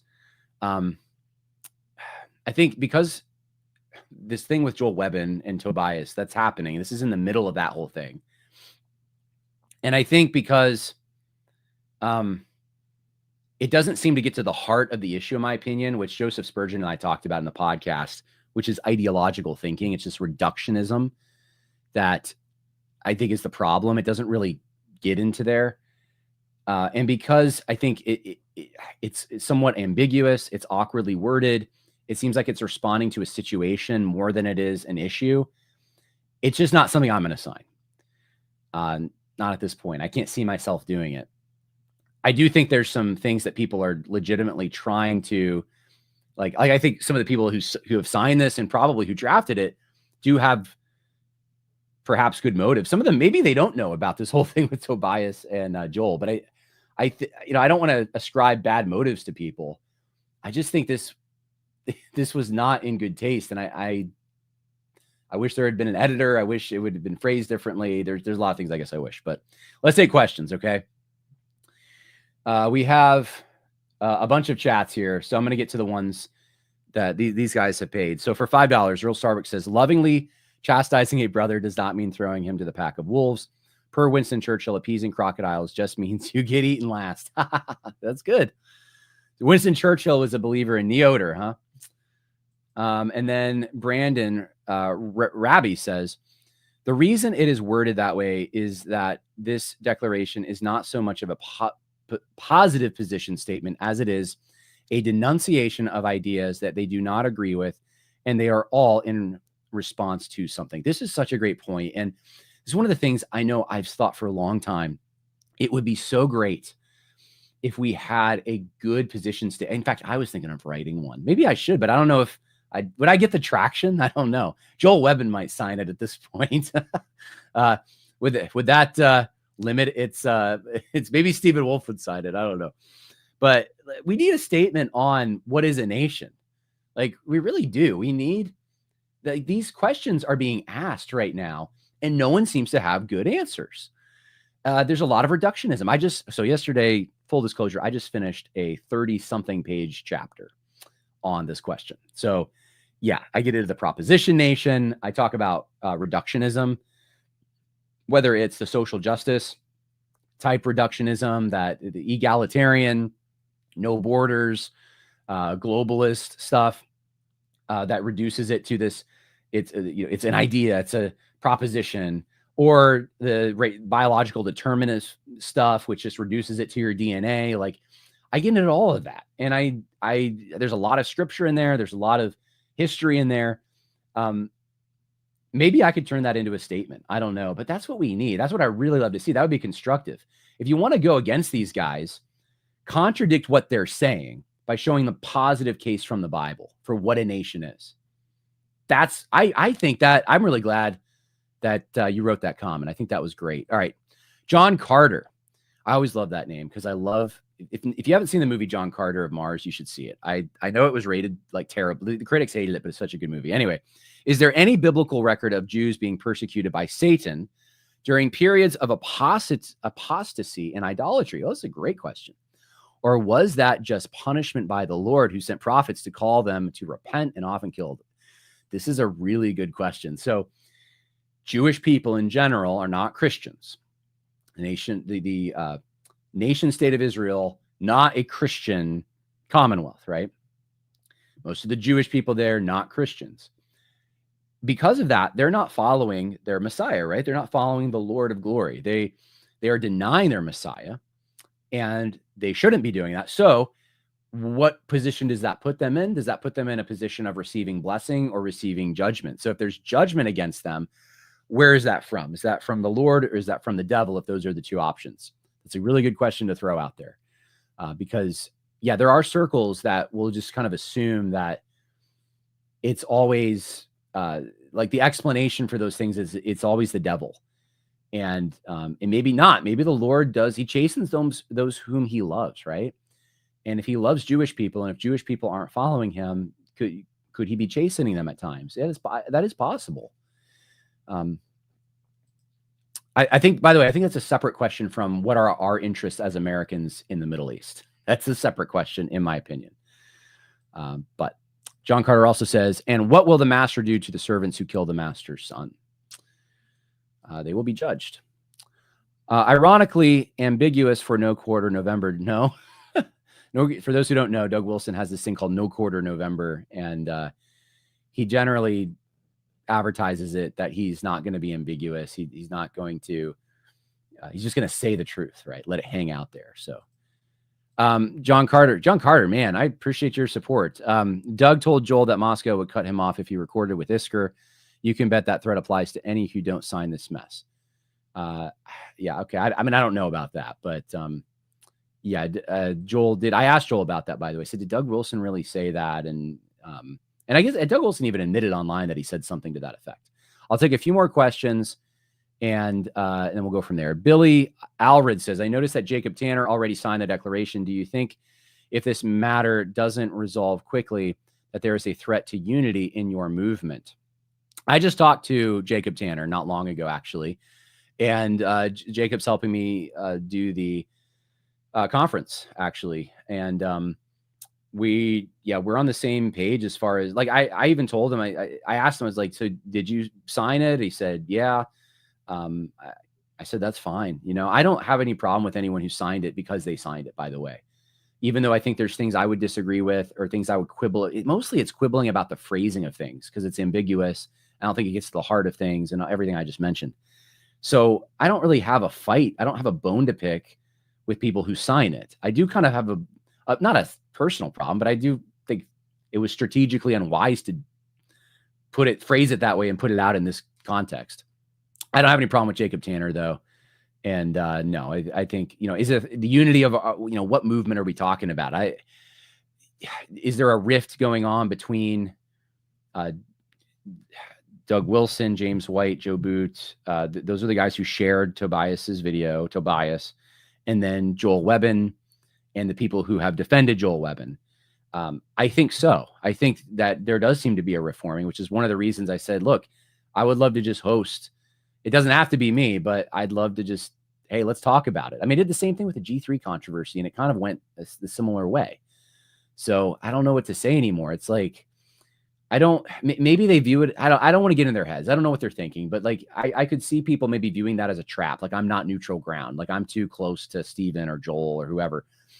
Okay, that's fine, but to find someone else then, like, who I was thinking today, actually, I was like, who would be good for this? Tom's going to probably hate that I'm suggesting him.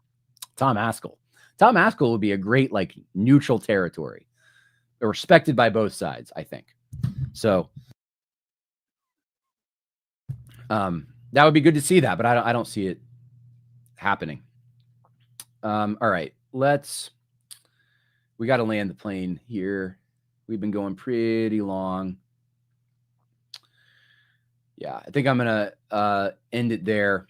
I appreciate everyone's patience, and I will try to tag this video so you have specifically timestamps of where I say what I say. But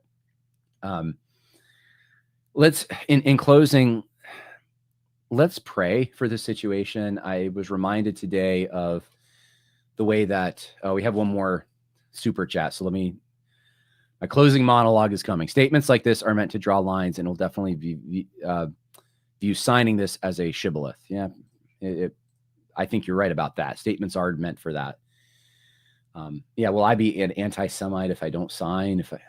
I don't know. I don't think so. I just literally, without knowing the statement was coming, did that whole podcast with Joe Spurgeon a few days ago. And I'll tell you what, Joe Spurgeon is, I really have found him to be helpful on this. Like, I think he's about the closest to where I'm coming from on this whole question. That I found, at least online, who's engaging it. And I think he's got a lot of wisdom on this, and he's a pastor. And anyway. All right. So what I wanted to say was we need to pray about this. And I was reminded today about how older men are supposed to be treated and younger men are supposed to be treated in Scripture. There is a deference given to older men. There is a respect. Younger men have strength, and they should be encouraged, and even in a natural relationship, not exasperate their children. I see a lot of exasperation going on. Unfortunately, I see the natural connections that should be there with older men in the church and younger men don't seem to be there. At least, I'm not saying on an individual level. I'm not saying there aren't younger men who are following some of these guys. I'm saying, though, like, think about it this way. Big Eva, TGC, T4G, Gospel Coalition, right? Desiring God. We could now lop on. We could, like, say G3, the MacArthur stuff, Moscow, all these organizations, right?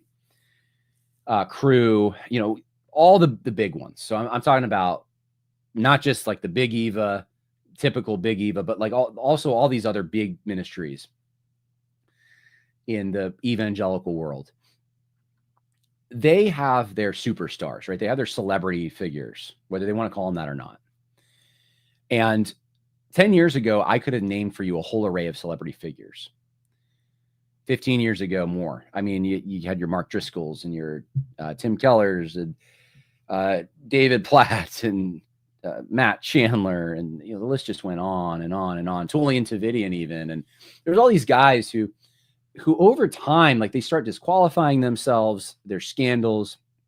They take the wrong position. They take the woke side in the political fights, right? And even if they didn't do any of that stuff, think of MacArthur's ministry, right? Like, see, look what just happened to Steve Lawson. Like, they tend to age out, right? And underneath them, they don't have people with the same gravitas for whatever reason. I've been noticing this for a while. Like, the ranks aren't being replenished within those same legacy ministries. It doesn't mean there aren't guys who want that position, but it's not developing. Like, they're not guys. My own personal opinion is a lot of this comes back down to managerial elitism, to be quite honest with you. And it's the kind of guys that end up filling these roles they're more managers than builders. But that on the shelf, the guys who are being who are starting to gain traction aren't coming from the legacy ministries. They're coming from the internet in many places. Joel's one of them, right? He's a guy doesn't even have a big church, and had an internet connection. Like, you never would have heard of me, and I'm not a pastor, but that's a transition I'll probably be making soon, and like within the next few years. And it's up to the Lord, however he wants to use the ministry. I don't mind if it's just a little country church and no one hears about me. I don't mind it, if it's big. It's whatever the Lord wants. But I'm not coming from any legacy ministry. Joel didn't come from a legacy ministry, right? That's part of what's the dynamic that's going on, which is a new dynamic. And so those connections that should form naturally, I think, are being somewhat short-circuited. And maybe there's enough blame to go around. I'm not going to say I know exactly why that's the case, but there should be a sense in which older, more seasoned pastors are mentoring and pouring their lives into younger people that can fill that role or are filling that role. And I do have concerns for an American church devoid of those seasoned leaders. Any humble young man, myself included, would say, hey, we have stuff to learn. We need people to talk to. And my encouragement is this: if you're a young pastor, find older godly examples that aren't necessarily the guys with the limelight. It's probably the local pastor with 100 people in his church that's faithfully serving the Lord. That's going to be your best place to go. And even if you're a big hotshot and you have thousands of views on the internet and big platforms and conferences or whatever, if you're Joel, if you're Stephen, if you're me, if you're the guys in Ogden, if you're, I'm trying to think who's young and up and coming, whoever, right? And I'm not putting myself in that category, by the way, but you will find, I think, as you talk to men who may not have those same big platforms, that they have navigated the same exact issues. I'll tell you, it is worse when you face the controversy and the ire and the opposition of people that you're close to, friends that you know face to face in your community, in your church, than it is when it's faceless people on the internet. Who cares what they think, right? When it's your friend, talk about rejection, talk about, anything a pastor faces, any challenging marital counseling situations. You may be navigating some political thing. Guess what? That small town pastor has navigated way more complicated, challenging things in his counseling office. Find those guys. And if you can't follow the guys with the platforms, if you feel like you don't have the respect, because I know that sense is out there right now, find guys you do respect that are seasoned and follow them, and pray for the best with the guys that do have the platforms. Pray that, in this case, I'll tell you exactly what I'm praying. I'll just be cards on the table here. I am praying that there would be a peace, that there would be a reconciliation, that there would be humility. Every day that goes by, and this matter is not resolved, even though Joel Joel has admitted his failure in prideful statement about saying, no one will remember your name. He admitted that already. That's out there. Okay. But what has not happened is the people who have shared information that was incorrect about Joel, that put him in the position of being viewed by some as a liar. No, he just made up that he was getting pressured to excommunicate a former member when that wasn't the case. Whatever the motives, when it's insinuated that he approves of the ministry of someone that he does not, because he was literally telling a men's Bible study group that he didn't.